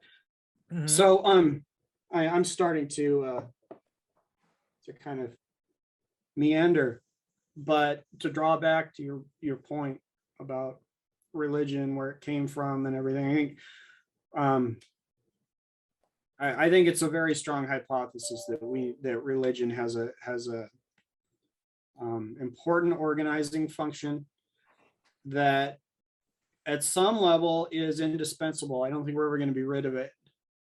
And this idea that we can just be beings of pure logic, detached from any spiritual intuition, is a mistake, and ultimately a dangerous one. And that's not to prescribe any particular religion or to promote any particular one, but I think the phenomenon of religion is one that we need to take seriously. And so, as regards identity politics, my daughter's proposition is that identity politics is basically a religion that is filling a general religious void, and that it's a primitive religion. It's like starting over. It's like when you throw out religion, whether it be Hinduism or Abrahamic religion or whatever, or Buddhism, when you just throw out those traditions where people have negotiated human truths for thousands of years, you're going to have to start over. And you're not going to start over up here. You may, with science, we have this edifice to build on. But imagine if we just threw out and decided to start the scientific experiment all over again. I don't know that they're completely comparable, but there is an analogy to be made there, or to be drawn, between throwing out religion and having to start over with its implications for social organization. I'm curious what you would say to a certain critic of religion who says that the problem with religion is, at least long-term, it is antisocial. And the reason it's antisocial is because it equates the highest good with doing what a perfect supernatural being wants you to do. And this being can tell you to do anything, even things that are horrible, because he or she is perfect, and you have to accept that even something that sounds horrible is good in ways you can't understand. So, because the ethics of religion is always going to be about transcending social norms, it's fundamentally not useful for creating societies that are cohesive in the long run, because it normally, in the long run, creates wars and barbarism. What would you say to that? I would say that when you don't separate church and state, that this is a valid concern, and that the separation of church and state is extremely important and something that conservatives tend to downplay. At least that's my perspective. Mm-hmm. And I think it's a huge mistake because, as I said, religion is not just politics, it's also about meaning. And, to take kind of an essentialist or a Platonic view is that while we need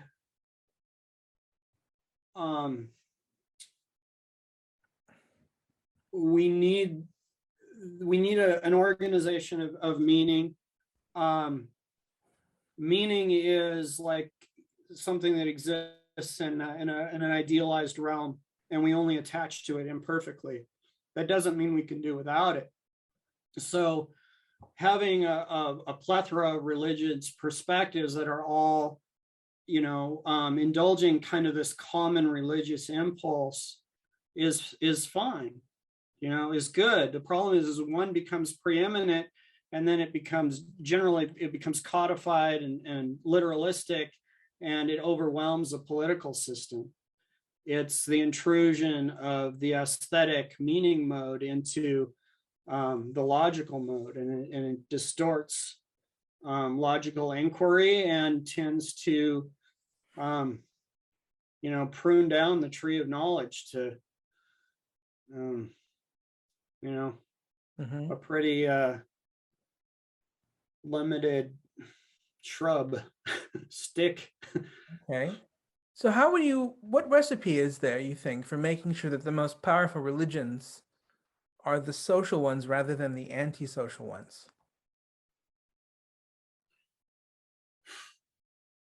Well, the project is to separate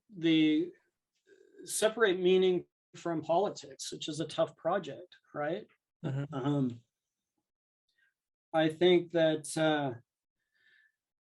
when I was a kid, I thought that Star Trek's idea that the Vulcans would save their society through logic to be ridiculous, because I knew even at a young age that people are very emotional creatures, and it just seems so impractical. But the older I get, the more brilliant that seems to me, because if you can if you stay as long as possible in the mode of objectivity, then you keep the flow of data moving in, and it's like this it creates this pressure against religious prescriptions and conformity and that political dimension.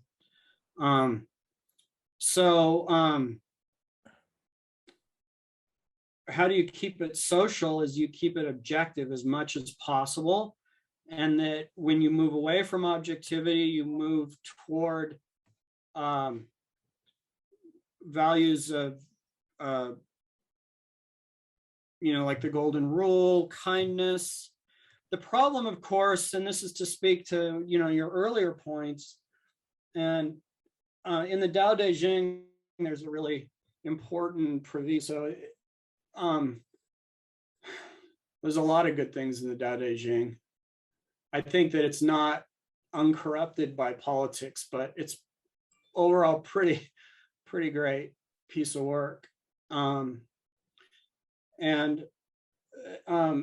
one of the things is the Tao Te Ching says, when the whole world recognizes the good as the good, that in itself is evil, which I think speaks to this,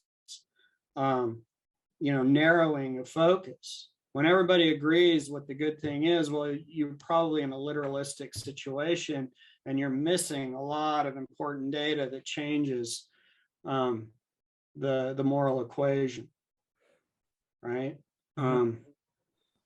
So a religion that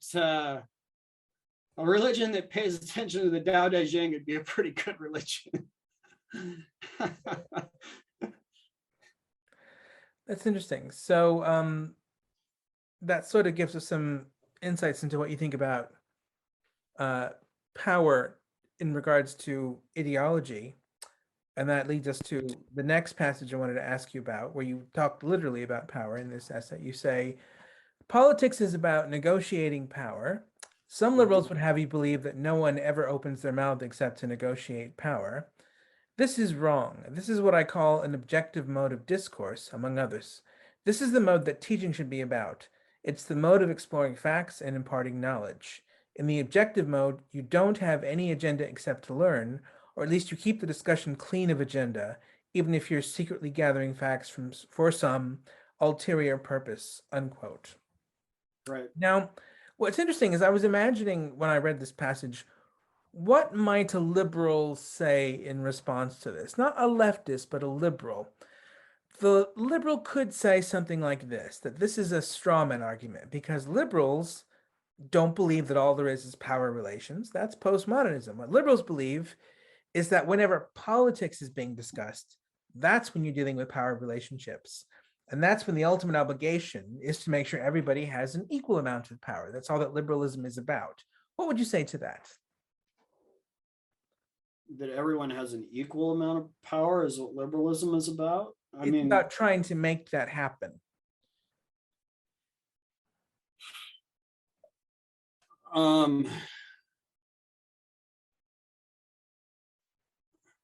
Liberalism is about trying to make everybody equal as far as power goes.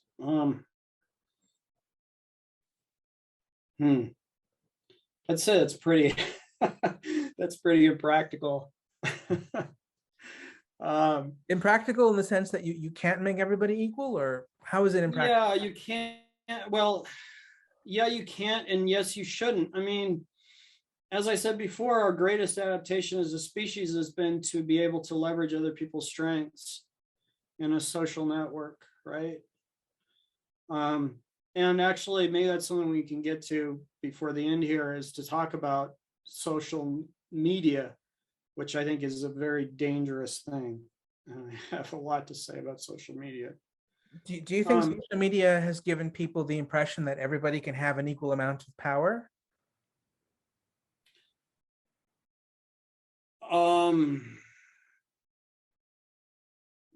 That's a good question. I mean, that's not my focus in interrogating social media or criticizing social media, but it does give people a skewed sense of how of their power and influence, I think. And I don't know if it gives people the impression that, I don't know if it promotes the idea that people should, but I think social media tends to be antisocial. It tends to break our instead of cooperating toward a non-zero sum gain that it's actually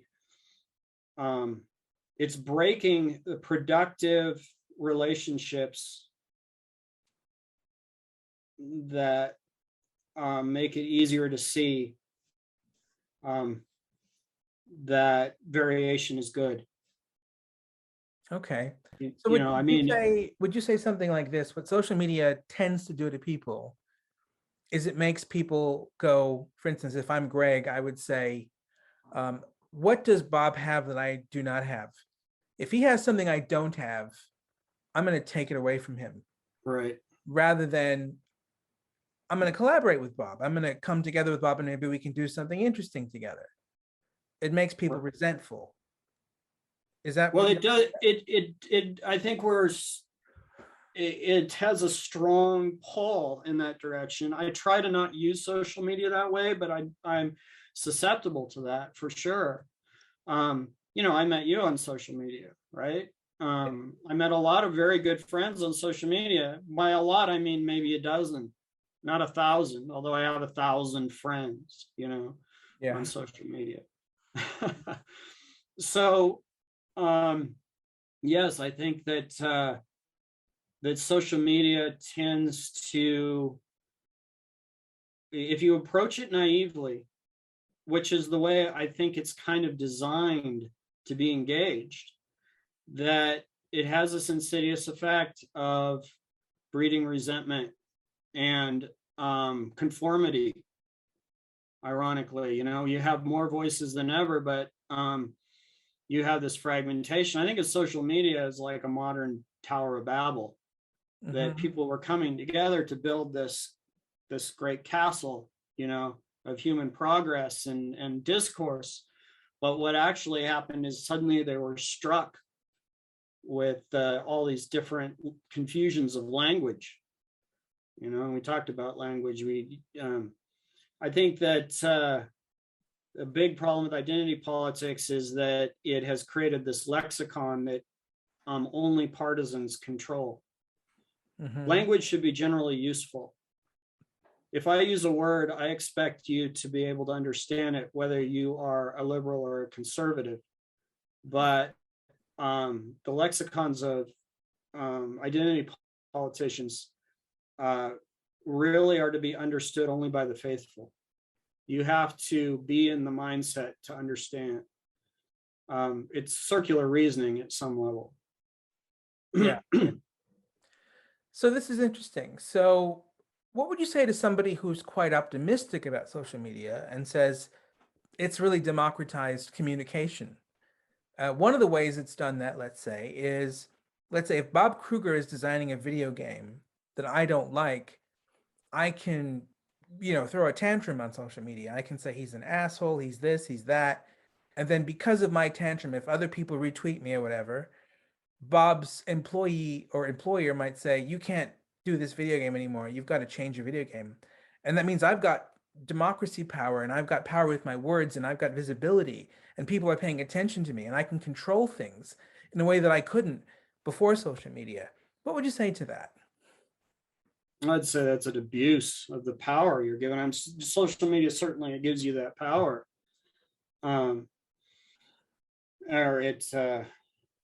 But I mean, social media represents a new environment, and we're trying to figure out how to exploit that environment. And there are productive and destructive ways to engage. I don't want to blanketly condemn social media. I think it's very powerful if used correctly, but it needs to be approached with a lot of grounding in epistemology, strong categories of meaning and logic. We get together and it tends to favor negativity because we're biased to look for threats in our environment. Those who aren't biased to look for threats generally get exploited or killed, or at least they used to. So I'm kind of steering away from your question, I think. No, it's interesting. So I get what you're saying. So you don't like this idea of democracy as using social media to throw a tantrum and then a change is made on your behalf, the public. There's something abusive about that to you, right? Yeah. So what would you say if that same strategy is employed, but it winds up having an effect that you like? Let's say because of people throwing tantrums and insulting Jeff Bezos on Facebook, suddenly Amazon workers get higher wages. Would you be against that too?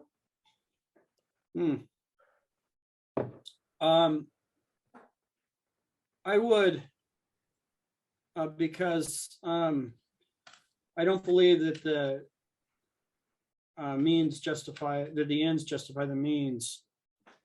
I think there are a lot of unintended effects. And if you just look in isolation, you go, oh, well, look, this good emerged from it.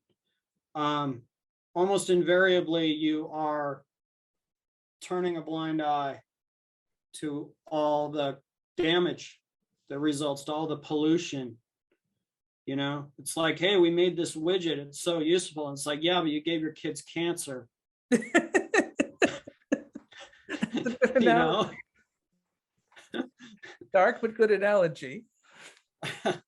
Yeah, you know. So this is no, I don't believe in that the ends justify the means and this kind of thing. I think you can approach these things more rationally, and you can look at rational self-interest and advocate that way. Now, so you know, the problem, of course, is how do you get attention if nobody's paying attention?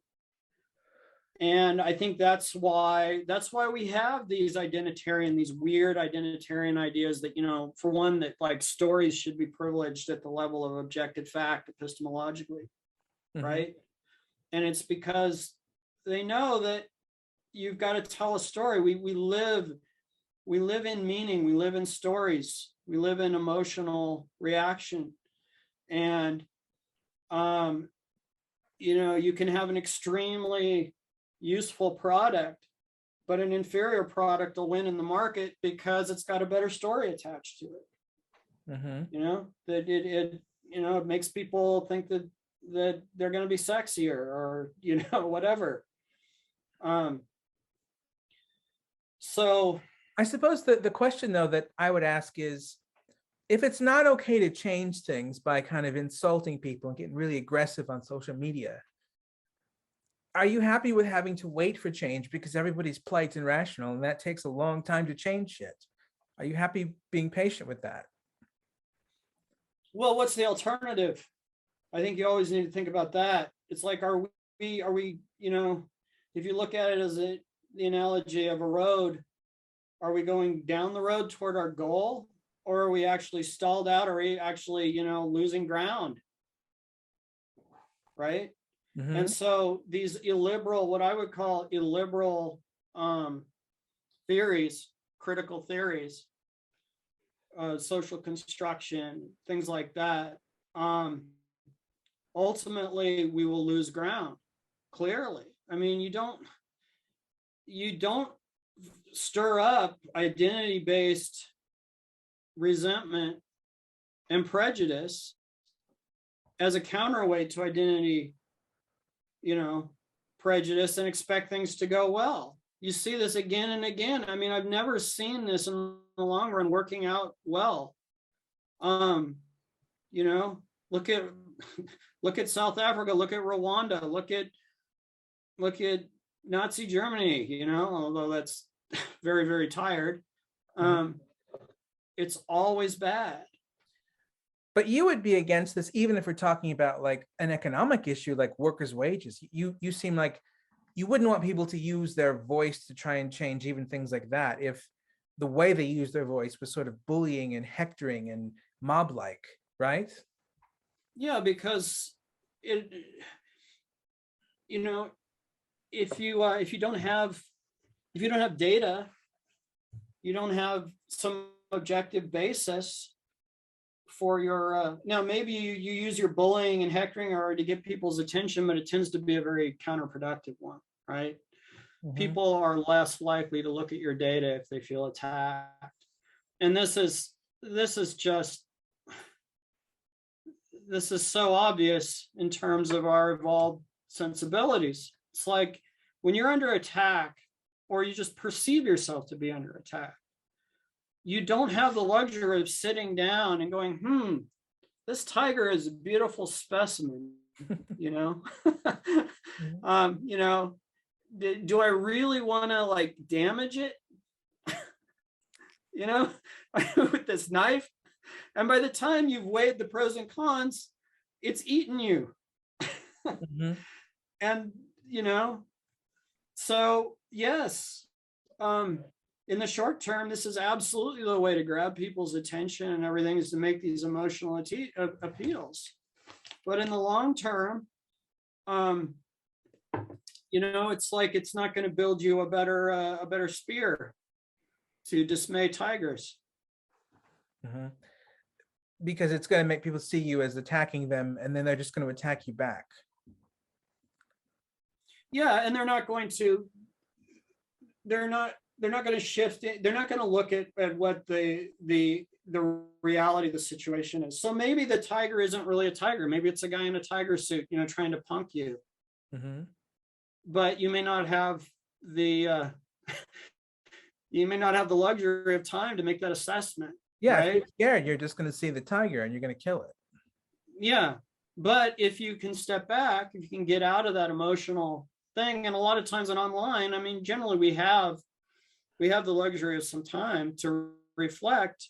If I don't attack you or jump out at you, then you're going to be more willing to look at the actual facts on the ground, and then you can line them up with your moral intuitions. But I think, like I said to you before, I think of this as like a fabric. You're trying to like put together a suit or something, and you've got all this fabric to work with, which is the ground of your facts.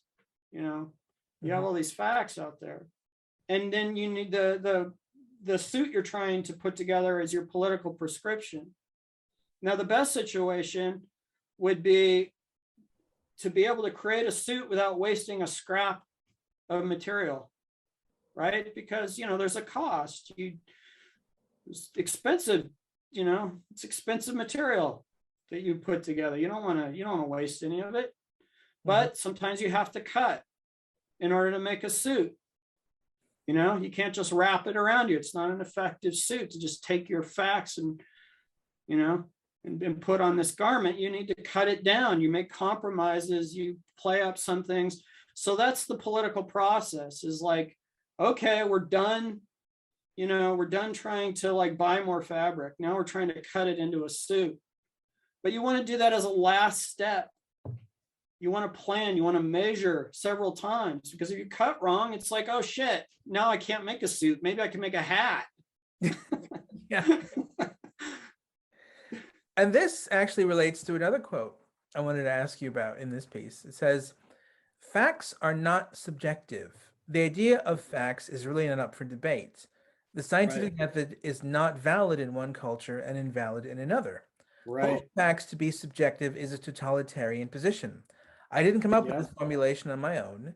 George Orwell observed the same thing when he had Winston Smith say, 'Freedom is the freedom to say 2 + 2 = 4.' It's what Hans Christian Andersen was saying in part with The Emperor's New Clothes." Now, this is fascinating because I was thinking, what might someone on the other side say in response to this? They could say this: it's not that facts are subjective. It's that we can't know which ones are the facts until we've had a discussion. And often the dominant orthodoxies about which facts are the correct ones have to be challenged. And that's what the activist is for, to challenge the dominant narrative about what facts are facts. What would you say to that? Well, I'd say yes. I mean, this is why I don't think that political negotiation and wrangling and everything is a bad thing at all. And sometimes I'll argue very strenuously, but if you don't keep an open mind and treat your political position as provisional, then pretty soon you're going to, I mean, at some point, so I had a discussion recently where someone was trying to argue against vaccination, mandatory vaccination. I was arguing for it. I don't know if you saw this discussion. Yeah, I did, but it's good to talk about it here, actually, so our viewers can see what we saw. Yeah, and so I said, okay, so what are the facts? And people said, well, there's this and this and this. And I said, no, you don't understand biology. You don't understand molecular biology, transcription, translation. You're getting your facts wrong, right? So this was a political, I was talking about a prescription. I was making a prescription and I led with one, which was that mandatory vaccination is probably a good idea. And people have there are a lot of good principled reasons why we should, really hash this out. But we need to get our facts straight. And so there was nobody brought any facts to the table that were going to change my position.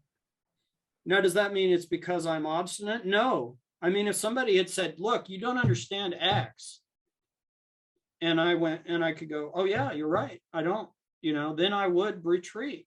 Few of us, though, that's very, very tough, because you lose face, when you do that. Definitely. And that has huge costs, to lose face. Status is very, very important. And social media is a lot about status posturing. It's not just about, there's all kinds of levels on which social media is a status contest. You maybe showing off your great physique, or your wealth, or your intellect, or whatever. But that's all political stuff. So yeah, in this discussion, I was willing to change my mind, or I was willing to stop the political process and say, you know what, I need to go back, get back into a strictly objective mode, not make a prescription here. And then maybe I'll come back with a more nuanced argument, or maybe I'll change my argument. And I was willing to do that. Mm-hmm. And a lot of people are going, no, you're not. I've been accused of, no, you're not, you're biased and everything. I say, okay, well, let's look at the facts. Let's start there. And if you can, but I'm sorry, they didn't have anything to bring to the table that would stop that. Yeah, that's a really good point. One of the things that on social media, I think this probably is something you will have experienced more than me, because I'm Mexican and I have brown skin, and you at least look Caucasian. I don't know if you are, but you at least look Caucasian. For la mayor parte. Yeah. Yo hablo español. Could be the other way around.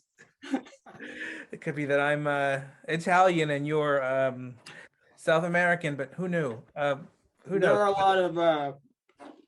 There are a lot of very white Hispanics. No, I know. But one thing I would imagine that you get a lot on social media, which if you kind of resist will make you lose face, is this idea that you have white privilege that you've written about in this essay. Mm-hmm. And my general impression of how you think about this is you think it's a kind of prejudice. You've written, quote, instead of using identity politics to attack prejudice, we use it to promote prejudice and concepts that depend on mind reading. It's a mistake to shift focus from attacking obvious injustice to attacking people's privilege, because we don't always know people's situation, or even if we do, we don't know how that situation impacts their thinking, unquote. Right. Now, again, this totally resonates with me. I hate the concept of white privilege. Whenever I see it used, even white people using it to describe themselves to impress me, I want to puke. But I'm trying to put myself in their heads. What would they say in response to this? And maybe what they would say is this. Okay, regardless of how privileged you are overall, Bob Kruger, certain privileges you have, you're obligated to try and get rid of by redistributing power to less powerful people. So it may be true that maybe like you have cancer and I don't, or you don't have a job and I do, or like you are single and an incel and I have a lovely wife and family, but we have this problem where I'm more likely to go in prison than you are. I'm more likely to have a racial slur directed at me if I move into your neighborhood. So because of that particular privilege, you have a responsibility to sort of redistribute power to me, almost like taxation. And the way that you do that is you give me certain conversational and etiquette privileges that you wouldn't give to another white person, and that I don't have to give to you. What would you say to that? Well, I would say, who am I talking to? Am I talking to you, or am I talking to Beyonce, or am I talking to some guy on the street? Am I talking to Oprah Winfrey? And it's like, not to be class reductionist, but class is a much more important factor. You know, if you're going to go to anything identity based, look at the money people have and their level of education. You know, those are clear indicators of power. So in that situation, you know, the other thing is that I would say that logic is logic, no matter what your identity. That's the whole point of it. It's the great leveler. And it's like, I don't care who you are. I'm not going to bend on my value that an objective conversation is the proper mode for learning and gathering, you know, gathering facts. And that, you know, while social niceties and everything are great, they don't change logic, you know? Mm-hmm. So, now some people have a harder time getting into an objective mode, right? So there is a point at which it becomes kind of bullying. Maybe they don't have the education to understand like the scientific method, induction versus deduction, and you know, just what science is. A lot of people have very weird ideas about how science works. Mm-hmm. So I think you need to establish that, but that is often has nothing to do with a person's skin color, you know. Mm-hmm. I'm not going to defer to I'm not going to soft pedal anything to somebody like Neil deGrasse Tyson on scientific, you know, and scientific issues. It's like, I assume, I mean, that would be patronizing. Mm-hmm. It would be presumptuous. It's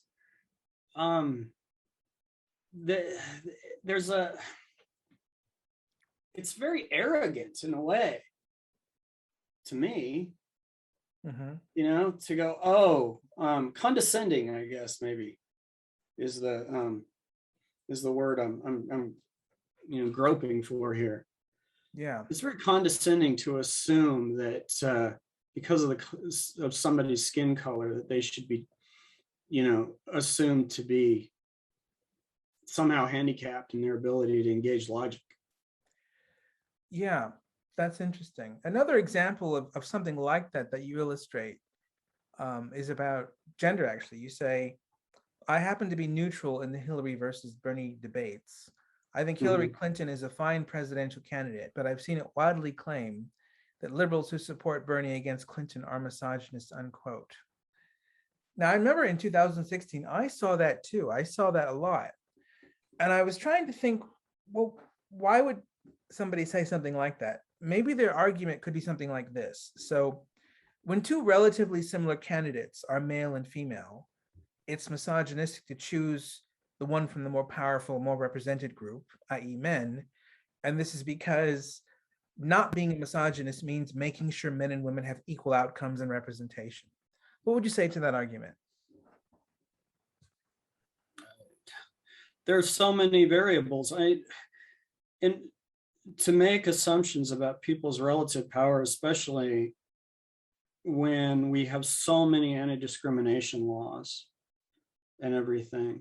I mean, it should nudge your intuitions a bit.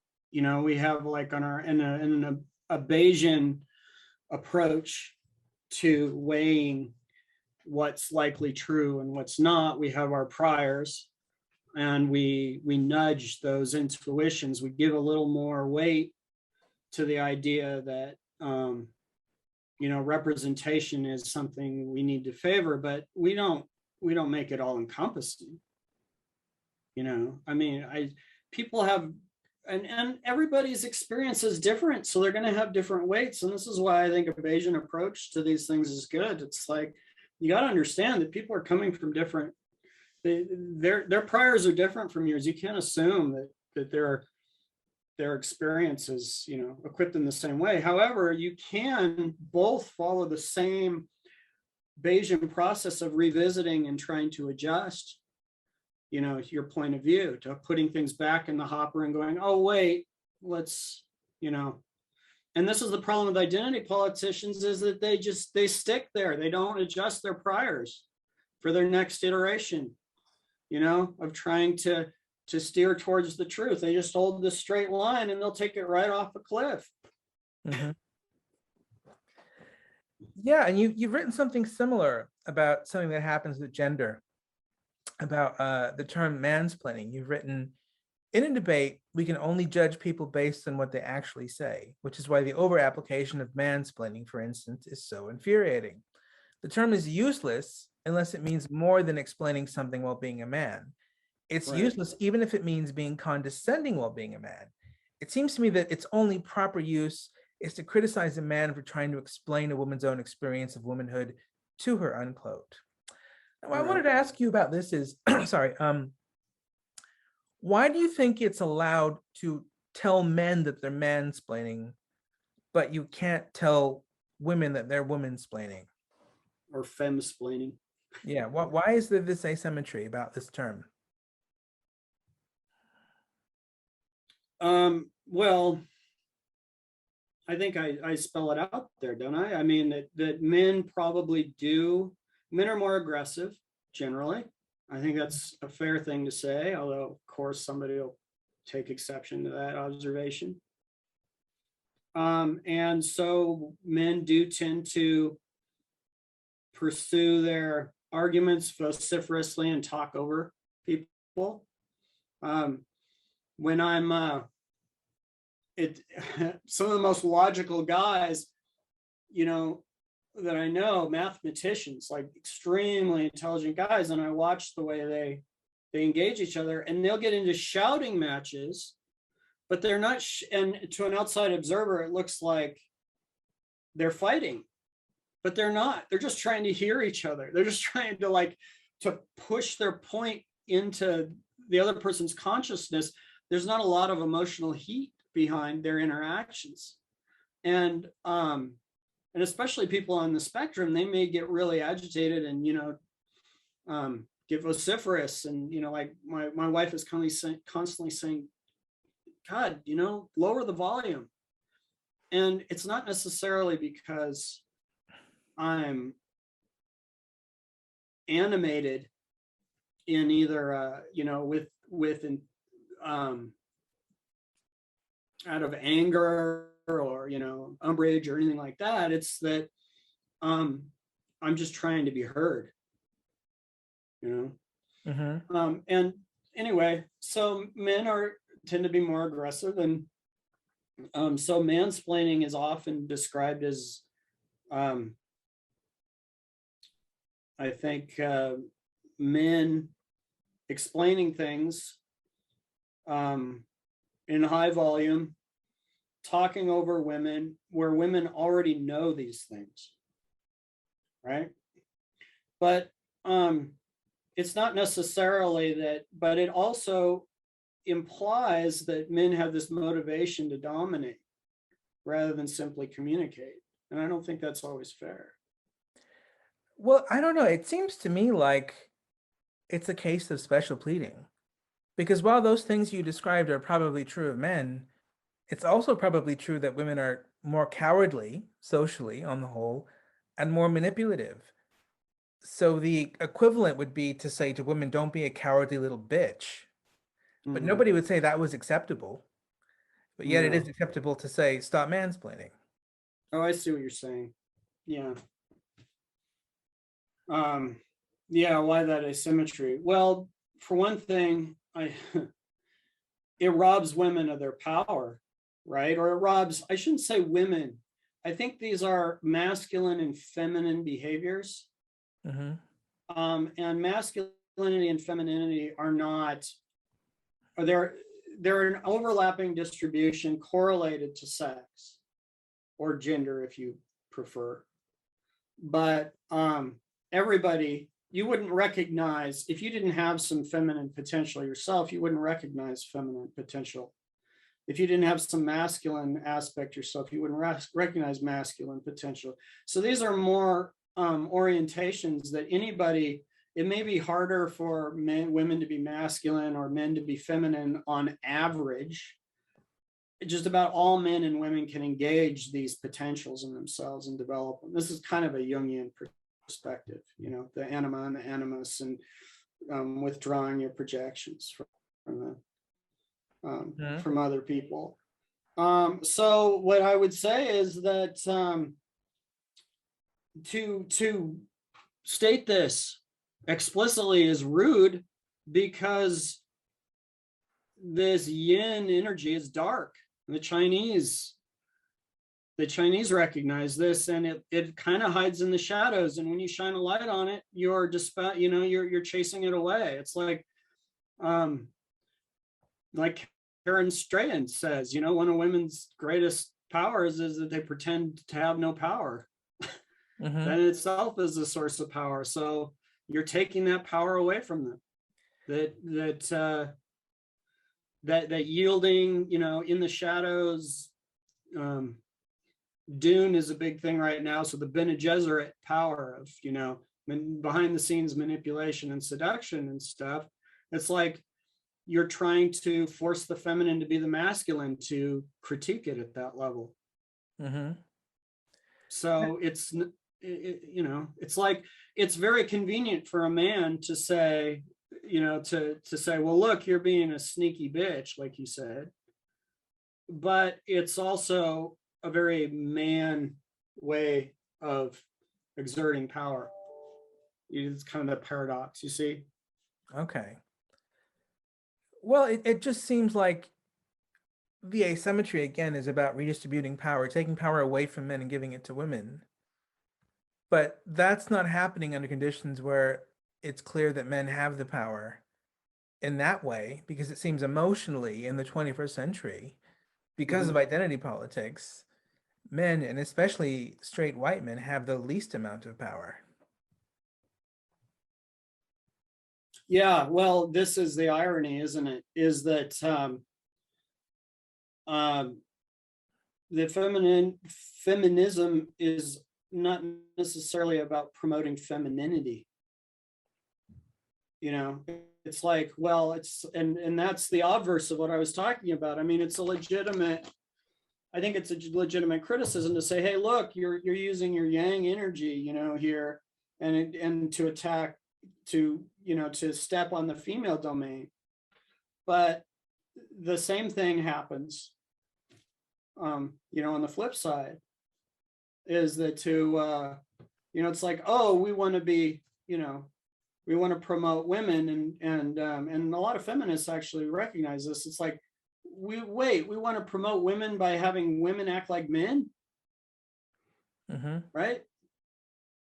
So, well, not just men, but sort of really unpleasant men. yeah, well, that's yes, you know, like the Iago or court eunuch or whatever, you know, there's this the sneaky bastard, the transvestite sunfish. you know about this? Yeah, I do, but you should explain it for our listeners. Okay, so it's one of the things about epigenetics that is explained in The Moral Animal, which is a book that's come up in some of your discussions by Robert Wright, who's a journalist who's written some popular science books. And so he did this book on evolutionary psychology called The Moral Animal, and he talks about epigenetics in one area. And so, you know, we tend to have this idea that things are either fixed genetic behaviors or they're socially constructed. But there's this middle ground where it's not really a middle ground, but there's a flexibility in the genome for expression. And it's mediated by what's called methylation of different coding regions, which like can promote gene expression or tamp it down. And the epigenetics is the methylation, or the you know, the what would be the opposite, the lowering the methylation of the genome in certain targeted ways based on experience. So sunfish, with sunfish mating, you have a female. Well, let's see if I can get this right. You have a nest. Yeah, so a female makes a nest, lays her eggs, and a male comes up. No. I'm getting this wrong, aren't I? You know, the male tends the nest, and then a female comes by, and then the male moves off the nest, and the female deposits her eggs, and then the male moves over the nest and fertilizes the eggs. Okay, so it's like an attractive, and the male has visual cues to what a female is. You know, coloration, can tell by the color that this is a female approaching. He's like, oh, okay, yeah, come on and deposit your eggs, and I'll fertilize them. Great. Well, there are some males that have female coloration. So what happens? Well, the male moves off the nest, right?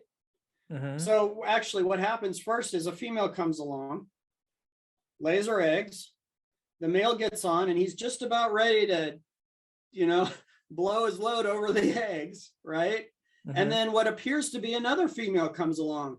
So the male moves off obligingly, goes, oh, I'll get another batch of eggs from another female, a twofer. But this other thing that looks like a female is actually a male. And he moves onto the nest not to deposit eggs, but to deposit sperm. So he's a cheater of the system. The male's gone through all this energy investment to create this nest and to defend it. And some other guy is actually spreading his sperm. So from a strict genetic point of view, you would think, well, this is behavior that's gonna be self-defeating in the feedback mechanism, right?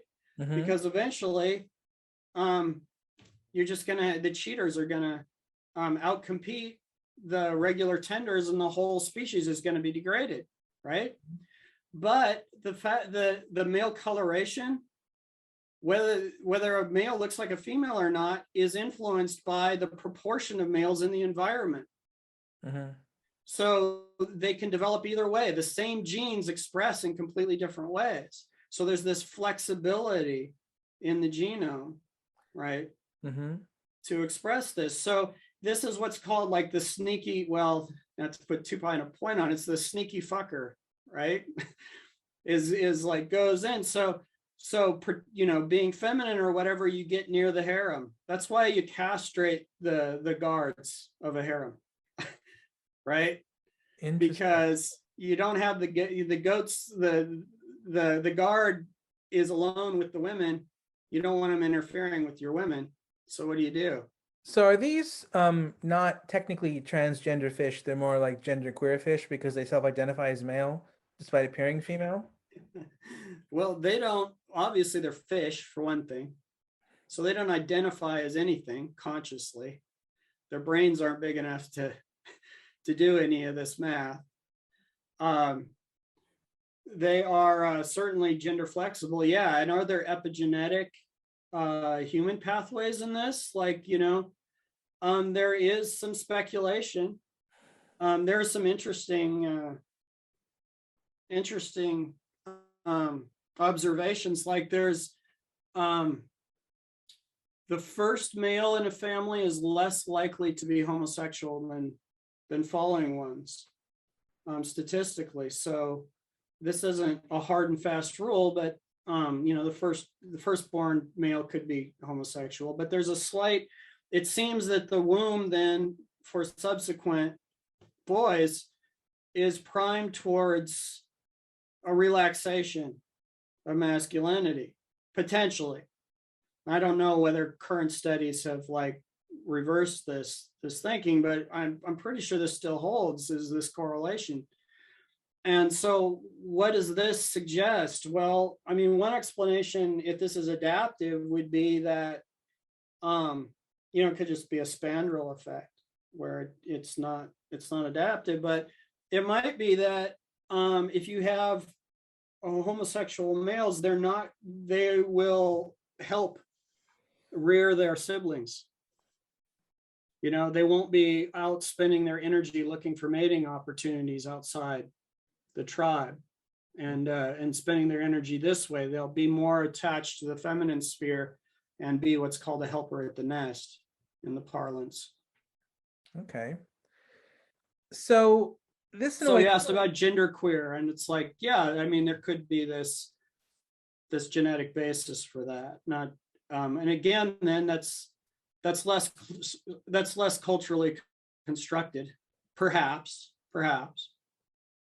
than than biological.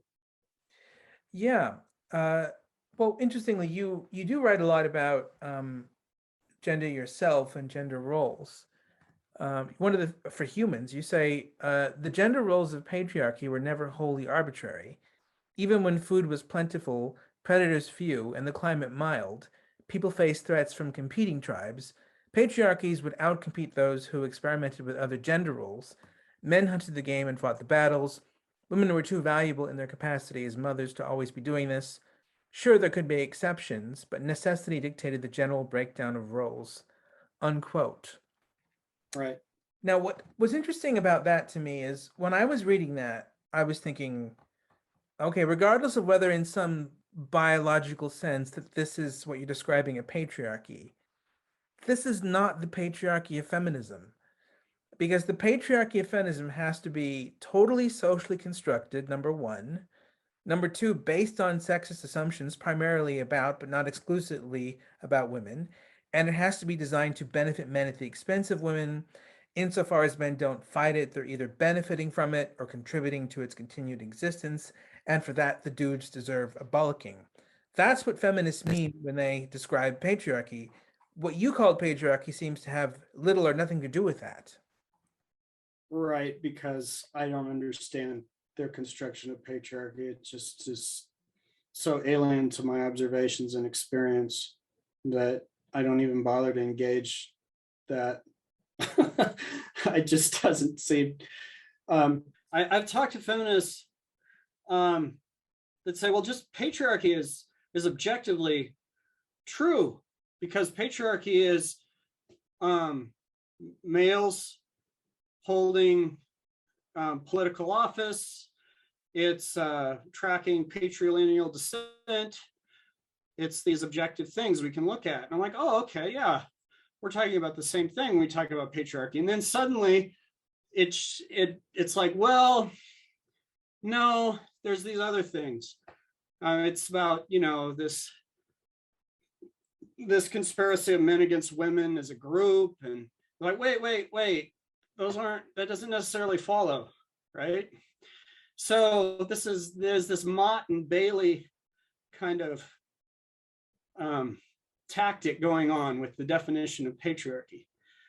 So what are we talking about with patriarchy? Well, hell if I know. So I'll just talk about it my own way. I think you and I have agreed that patriarchy just isn't really that useful a framing a lot of times.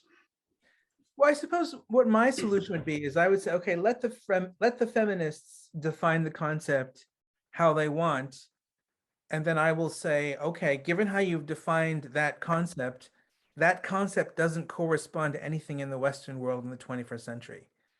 It might have corresponded to something a bit closer to that, say in the 19th or 18th centuries or before that, but it's definitely not in the West of the 21st century, not the English-speaking West at all, because that West is, at this point, becoming borderline misandric.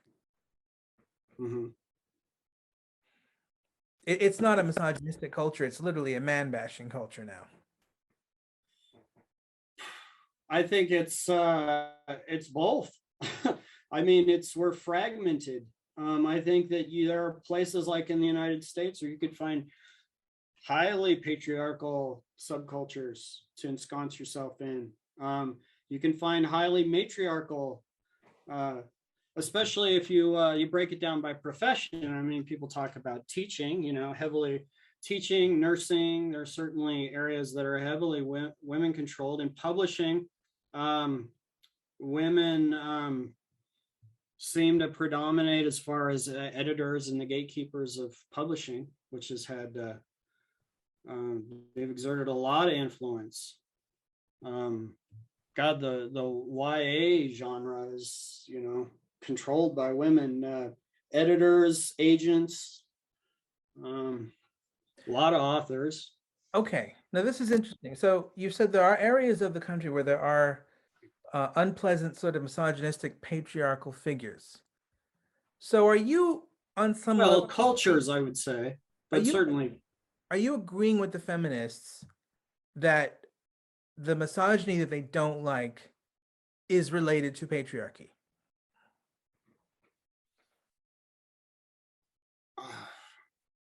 Boy, that's pretty broad. I mean, there's some stuff that's held out as patriarchal or misogyny. What I mean, like, consider like slut shaming, right? Yeah. Is that a patriarchy thing, or is that women competing with each other to set the the ground rules for the game of mate competition? Could be both.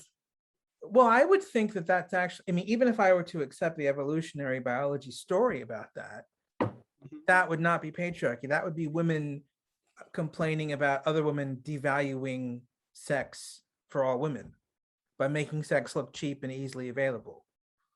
And that Well, would, yeah, I mean, I think that's certainly a component of it, but I think the feminists are more transfixed with the idea that it's men trying to control women, set standards, you know, to get women to, I don't know, compete with each other or something in their favor. You just to impose a norm of social beauty that's really doesn't favor women. That's just suits the convenience of men.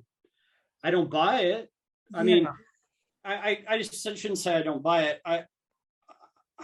there's a I think grain of there's a grain of truth to the position, which is yeah, it's sometimes complicated that way. in some societies, men have enforced the slut shaming norms, not just women. That's true. But I think that when men do enforce the slut shaming norms, they're doing it for women. They're not doing it for themselves because men like sluts. They do, although the argument goes that, and I think this was the original idea behind the term, was that slut shaming was suited men's convenience because you would, in a trial, like a rape trial, that you know, a woman accuses a man of sexual assault, and then you'd say, well, what kind of a woman was she? You know, was she loose? And it's like making her character material. So shaming her on the basis that she's a slut and making her then responsible for her own assault. I think that's what transfixes a lot of feminists, I think, is that Yeah, dimension, which is fair. I wouldn't Somewhat. say that was slut shaming. I would say that was slut victim blaming, which is not the same thing as slut shaming. Okay, that's a good distinction, but I don't see other people necessarily making it. I see a lot of conflations in Mm-hmm. this dialogue, and I'm not promoting either side. I'm just trying to, you know, gain some clarity here about what we're talking about. Yeah, I mean, even with that one is very that particular issue, when it's brought up by feminists, it personally sends me in a bit of a tizzy. I get panic attacks about it because I don't agree with them, but if I express my view in a way which is just a slight millimeter carelessly, I sound like a rape apologist, which I don't want to do. Yeah, So, I get the fact that the loose woman means she's responsible for being raped position is morally abhorrent. mm-hmm. But I think there are positions that are close to that that are not morally abhorrent, like she seduced someone and then did not sufficiently indicate once the intercourse had happened that she did not want to continue. Right. That is close to the first position, but it's not morally reprehensible. because sometimes there are examples of miscommunication and examples of women who don't communicate enough that they've decided that they no longer want a sexual encounter of some sort to continue. Right. Well, the onus in those is supposed to be completely on the man for like continuous consent, which is completely ridiculous if you've ever had a romantic relationship. Yep. And it gives women no responsibility or agency whatsoever for the sex acts that they do partake in. I mean, can you imagine a relationship where you have to constantly check in every couple seconds with your partner to steer every part of the interaction? It would drain all the passion out of your interaction.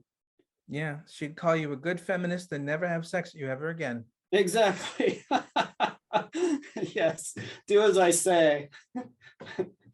Not as I say, want not you as to what do. makes me wet. Yeah, it's so ridiculous. I've seen people argue this actually strenuously. It's like, are you serious? I mean, how insane is that? Pretty insane. But I do agree that you should have a high level of trust with people before you get physically intimate with them. And that's not necessarily a popular position either. Yeah. No, I It's agree. like they want to both, huh? I agree with that as well. I mean, I don't think consent is unimportant. I think consent is quite important. I think Yeah. it's good for men to know that there are lots of ways in which they might be thinking they are getting consent and they aren't. I've never been against that form of education. But what I am against is when people say things like women have no responsibility whatsoever to properly communicate that they are consenting or not consenting. That's when things get, ironically, really dangerous for men. Because if you can be a rapist without knowing you're a rapist, because the woman has no responsibility to communicate to you that you are raping her, you should stay away from women. Well, Actually, and to be fair in adjudicating these situations, this is why it really bugs me when I hear these blanket condemnations or dismissals of evolutionary logic and cognitive bias.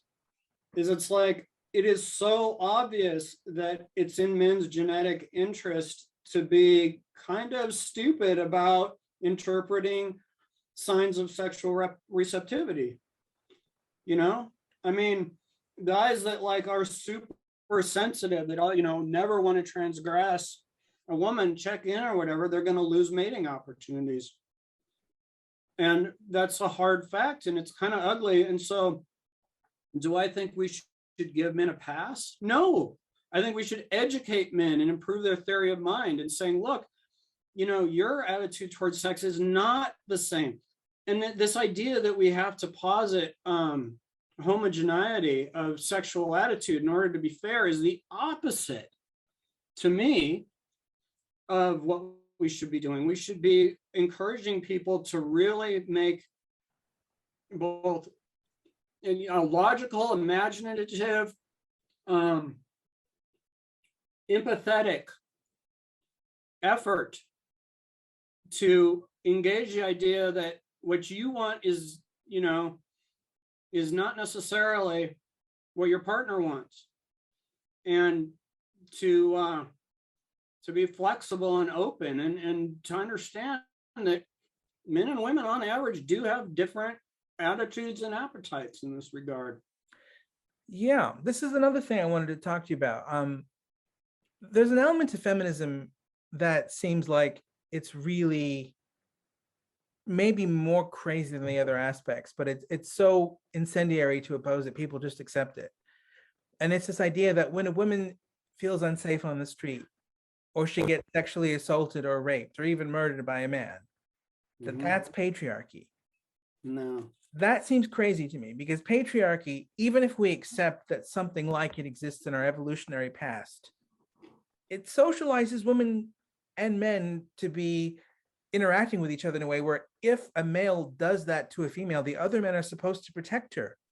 The protect the woman thing is the patriarchy. It's not the rape or beat the woman thing. That's the patriarchy. That's just antisocial behavior. Well, if men, if you're going to be like really, and of course it's a lot of people shy from this logic, and I think there's good reasons they shy from it, but you have to engage the reality of the situation.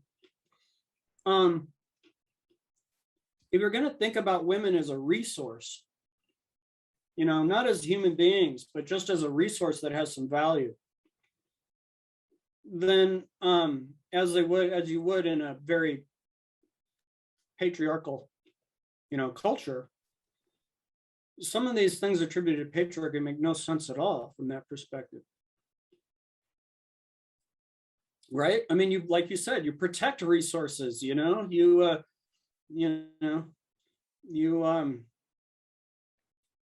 this is obviously Daniel Copeland's perspective, is that patriarchy is about, and he is definitely not an apologist for patriarchy. He's hugely against it, to the point of being like bending over backwards to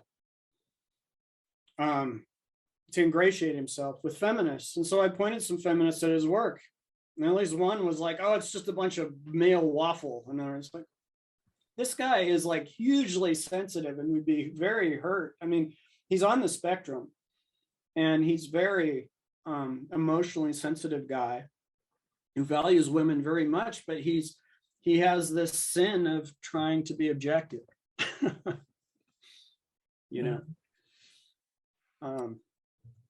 Yeah, well, that makes sense. I mean, although there's another argument I see in feminism that's really difficult for people to challenge. It comes in 3 stages. The reason it's difficult to challenge is like the first stage seems kind of obvious, but then the second and third stages get more extreme, and people don't want to attack the second and third stages because it looks like they're attacking the first stage. Right. So the first stage is women are not responsible for being raped, murdered, or assaulted by men. Only men are responsible for raping, murdering, or assaulting women. That seems true, right? But then it goes to the second stage, which is women should be able to wear whatever they want on the street without experiencing an uncomfortable interaction with a man, because an uncomfortable interaction is male harassment by definition. Now, that seems to imply that if a beautiful woman is walking down the street sexually signaling, any man who might go up to her, even politely, and say, "How are you?" or "You look nice," has to ask himself, am I threatening? Might I be threatening because I'm fat, or because I have the wrong skin color, because I'm working class and she's middle class? Am I good enough to be in her presence and not threaten her? And this second social norm almost implies that beautiful young women are like the social betters of the men around them, and the men around them have to sort of tiptoe around them and walk on eggshells to make sure that they can sexually signal and make sure that the only man who approaches them is Brad Pitt. Right. And it's like you send out a general call, and then and that's what's going on with wide social signaling, like on Instagram or whatever like that, is you're just casting a large net. And if you happen to pull up some sharks, well, duh. Not even sharks, just men you don't fancy, like men you're not attracted to. Oh, sure, but I mean, it's like, oh, we shouldn't even have to worry about pulling up sharks. It's like, what do you expect? I mean, yeah. I mean, sure. So, well, there's a couple of, you said there was a third one. I don't know if you're going to get to that, but implicit in this, implicit in this idea that women should be able to wear whatever they want and socially say, whatever, is also the idea that that men are all capable of being socialized into civilized behavior, and that is just not true. It's such a ridiculous idea.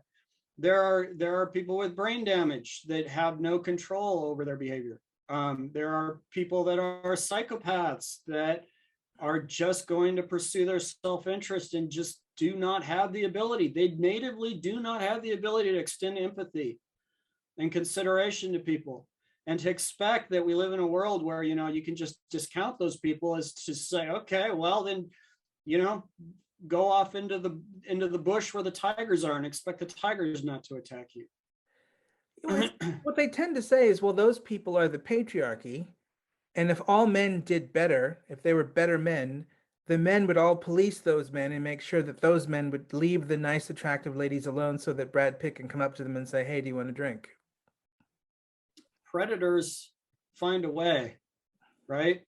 I couldn't police my next door neighbor, much less some guy, miles away or across the world. I have no influence over his behavior. I don't know what he's up to.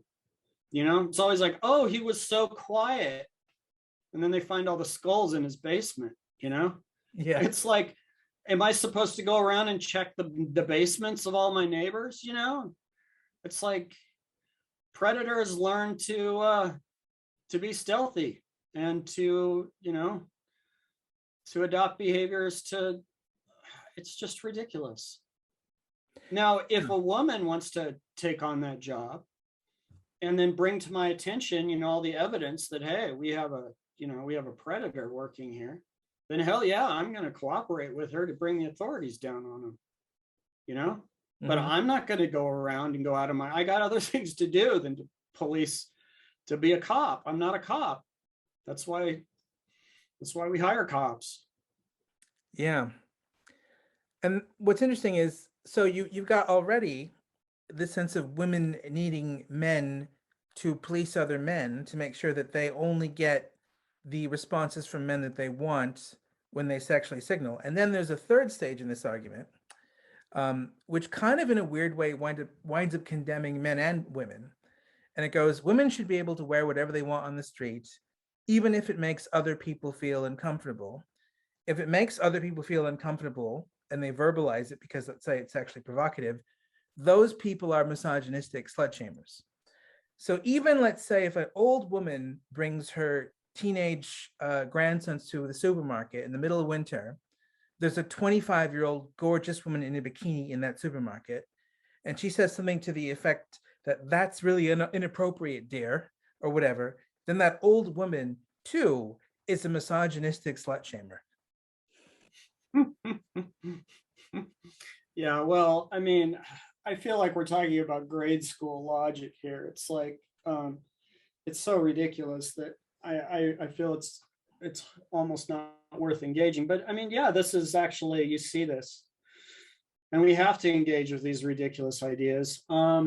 So the problem here is that there's always feedback loops, and this kind of logic is self-abnegating, right? People go, well, look at this tribe over here. The women don't have bras. They don't even wear tops. Their breasts are hanging out all the time. And there's no particular, the men in this tribe, they're more into butts. That's the way they discriminate. That's the way they decide that what's sexy. So it's like, okay, so what you're saying is you want to desexualize nudity, right? Okay, is that the project? Is that really what you're talking about? Because when you do that, you're also taking away your power, your sexual power in this domain. Is that what you want to do? You really want to like lower your market value as having nice breasts or whatever? Is that really what you want? Are you honestly want to do that? And it's like, okay, great. But the problem is you're going to find some other. So there's, we're going to discriminate. We're going to try to figure out what the beauty standard is in some other way. Yeah, well, I'm trying to think of what would a woman who supports 2 and 3 be thinking psychologically. I think what's going on is she's thinking, I want to be able to, in a free society, control my sexuality at every level. I want to control what I want to wear. I want to control who gets hard. I want to control who talks to me. I want to control how they talk to me. I want to control whether or not I get disapproval for what I do. Sure. And what she's not realizing is nobody else in society thinks they can control anything like that, including old women. Like, it's only young women who want this high degree of control over everybody else so they can feel free and like they can do whatever they want. Sexual expression. It's exacerbated entitlement. Yeah, so not being a woman, I I don't know that I wanted to dwell on this too much, but I have a, I've had one friend completely, one former friend unfriended me with prejudice, saying I wasn't being a friend of women, following some of these evolutionary arguments. And it's like, well, wait a minute. I mean, this is ridiculous. I have 3 sisters. I have no brothers. I've raised one child, a woman, to adulthood, I have a mother. I have some experience with women and having to accommodate them. When I was in publishing, all my bosses were women, So, the idea, the identity based, like I'm not able to, but even so, I'm still reluctant to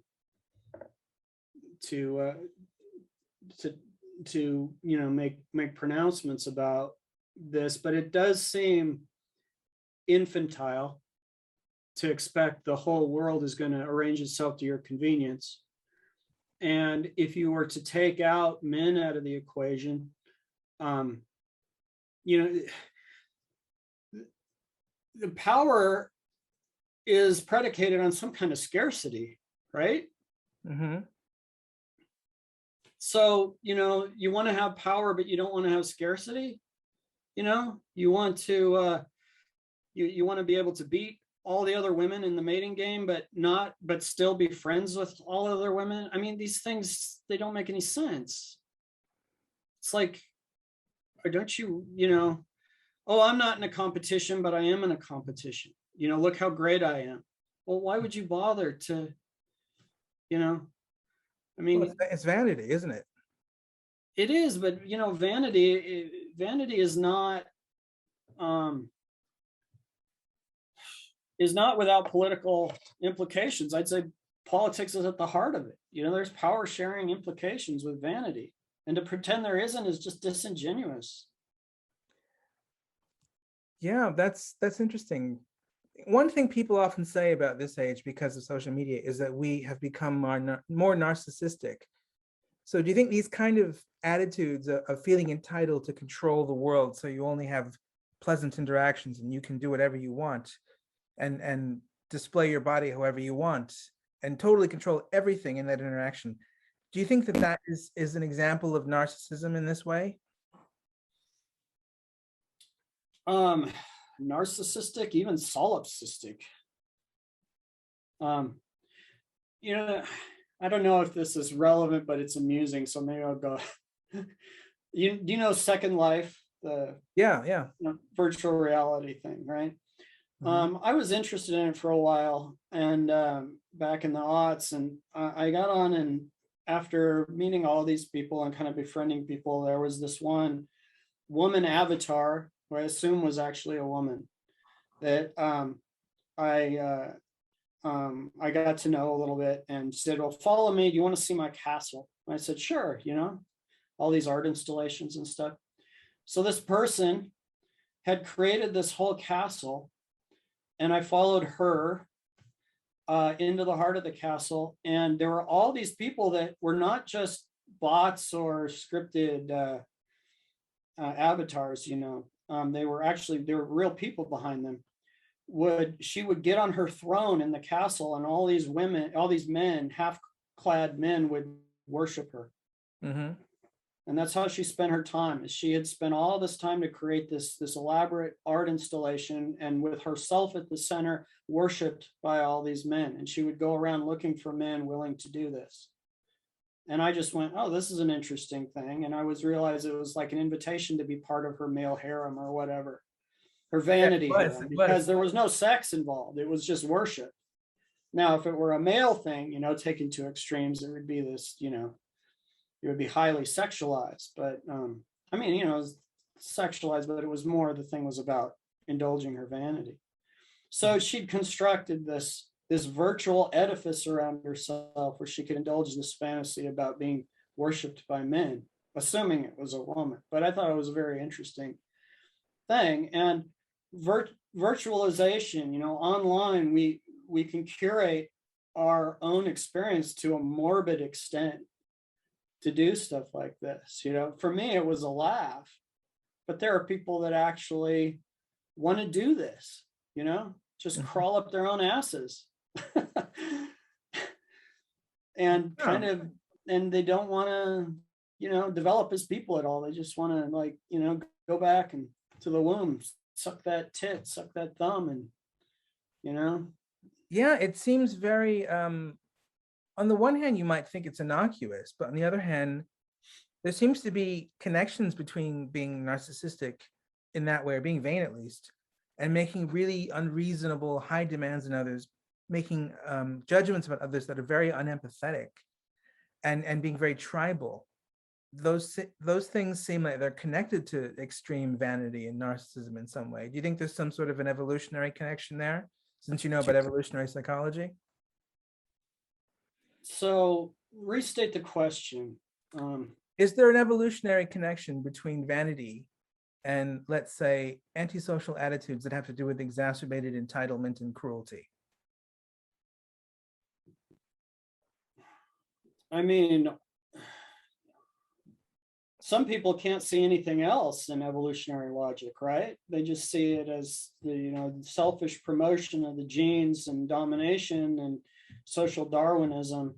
But there are feedback mechanisms. Evolutionary psychology is not social Darwinist at all, not in its, I mean, it's value neutral insofar as it's real science, and it certainly recognizes the complexity of gene promotion, because other people and the environment are pushing back against your interests. I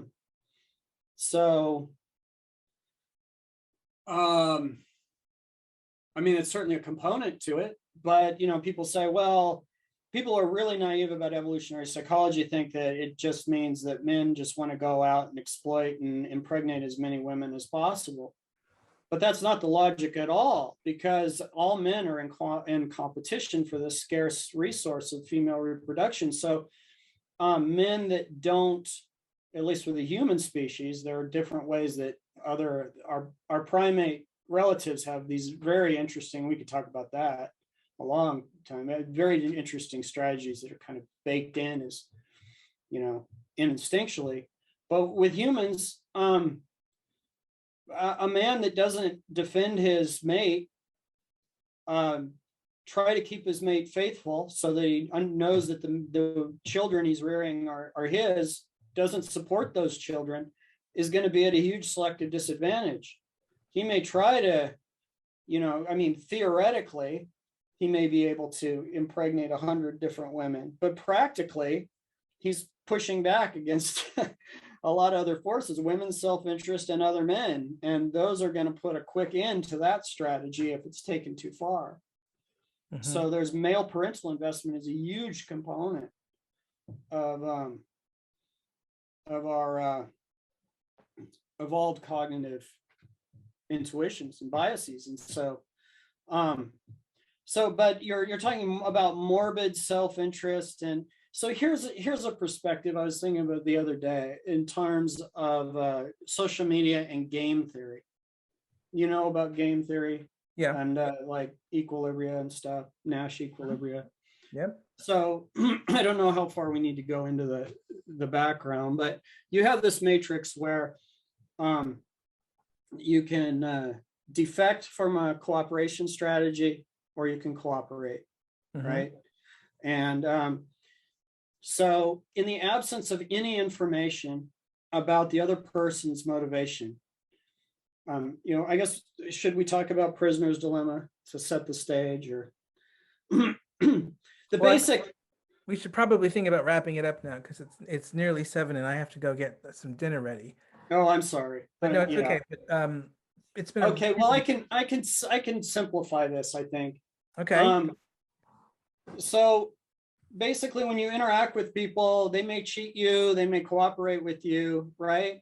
But mm-hmm. you kind of have different interactions, like this conversation between you and me, where there's this level at which we're communicating facts, another level at which we're building a spree and stuff like that, right? Mm-hmm. So we have all these interactions, And we're learning, well, can I cooperate with him on that? Do I agree with him on that? I don't agree with him on that. So over time, you build this theory of mind, and you learn, you mutually learn how to and how not to exploit each other, right? Mm-hmm. Well, social media tends to attenuate this. If you don't know anything about a person, if you only have one interaction with a bunch of people, and you want to get a lot of payback for your interactions, then you exploit. You just move on from one victim to the next, Mm-hmm. right? And then you get but that's not how we evolved or whatever. And we evolved to cooperate and and have multiple interactions.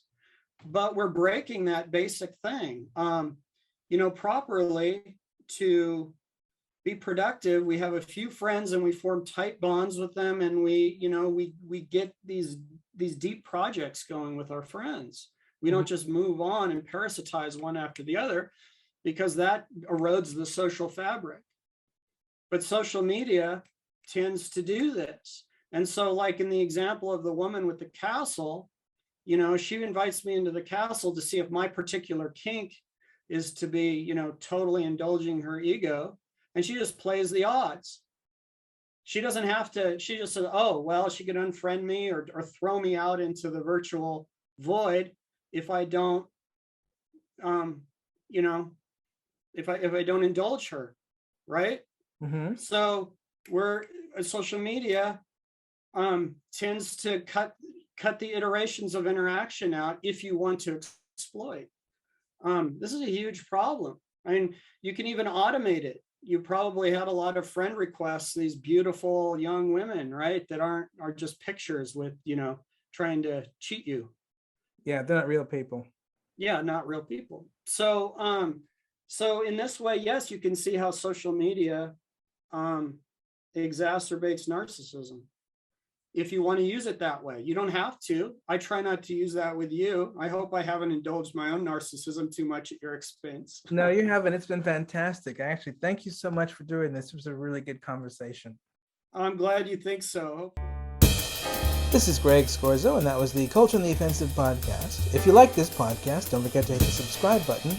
And if you're interested in any of the other things that we do at Coda Publishing, check us out at www.cultureandtheoffensive.com. So stay safe, be courageous, and don't forget to go outside of your comfort zone. And remember, when you hear things that sound wrong or silly or stupid or strange, don't forget to use empathy, clarity, and courage.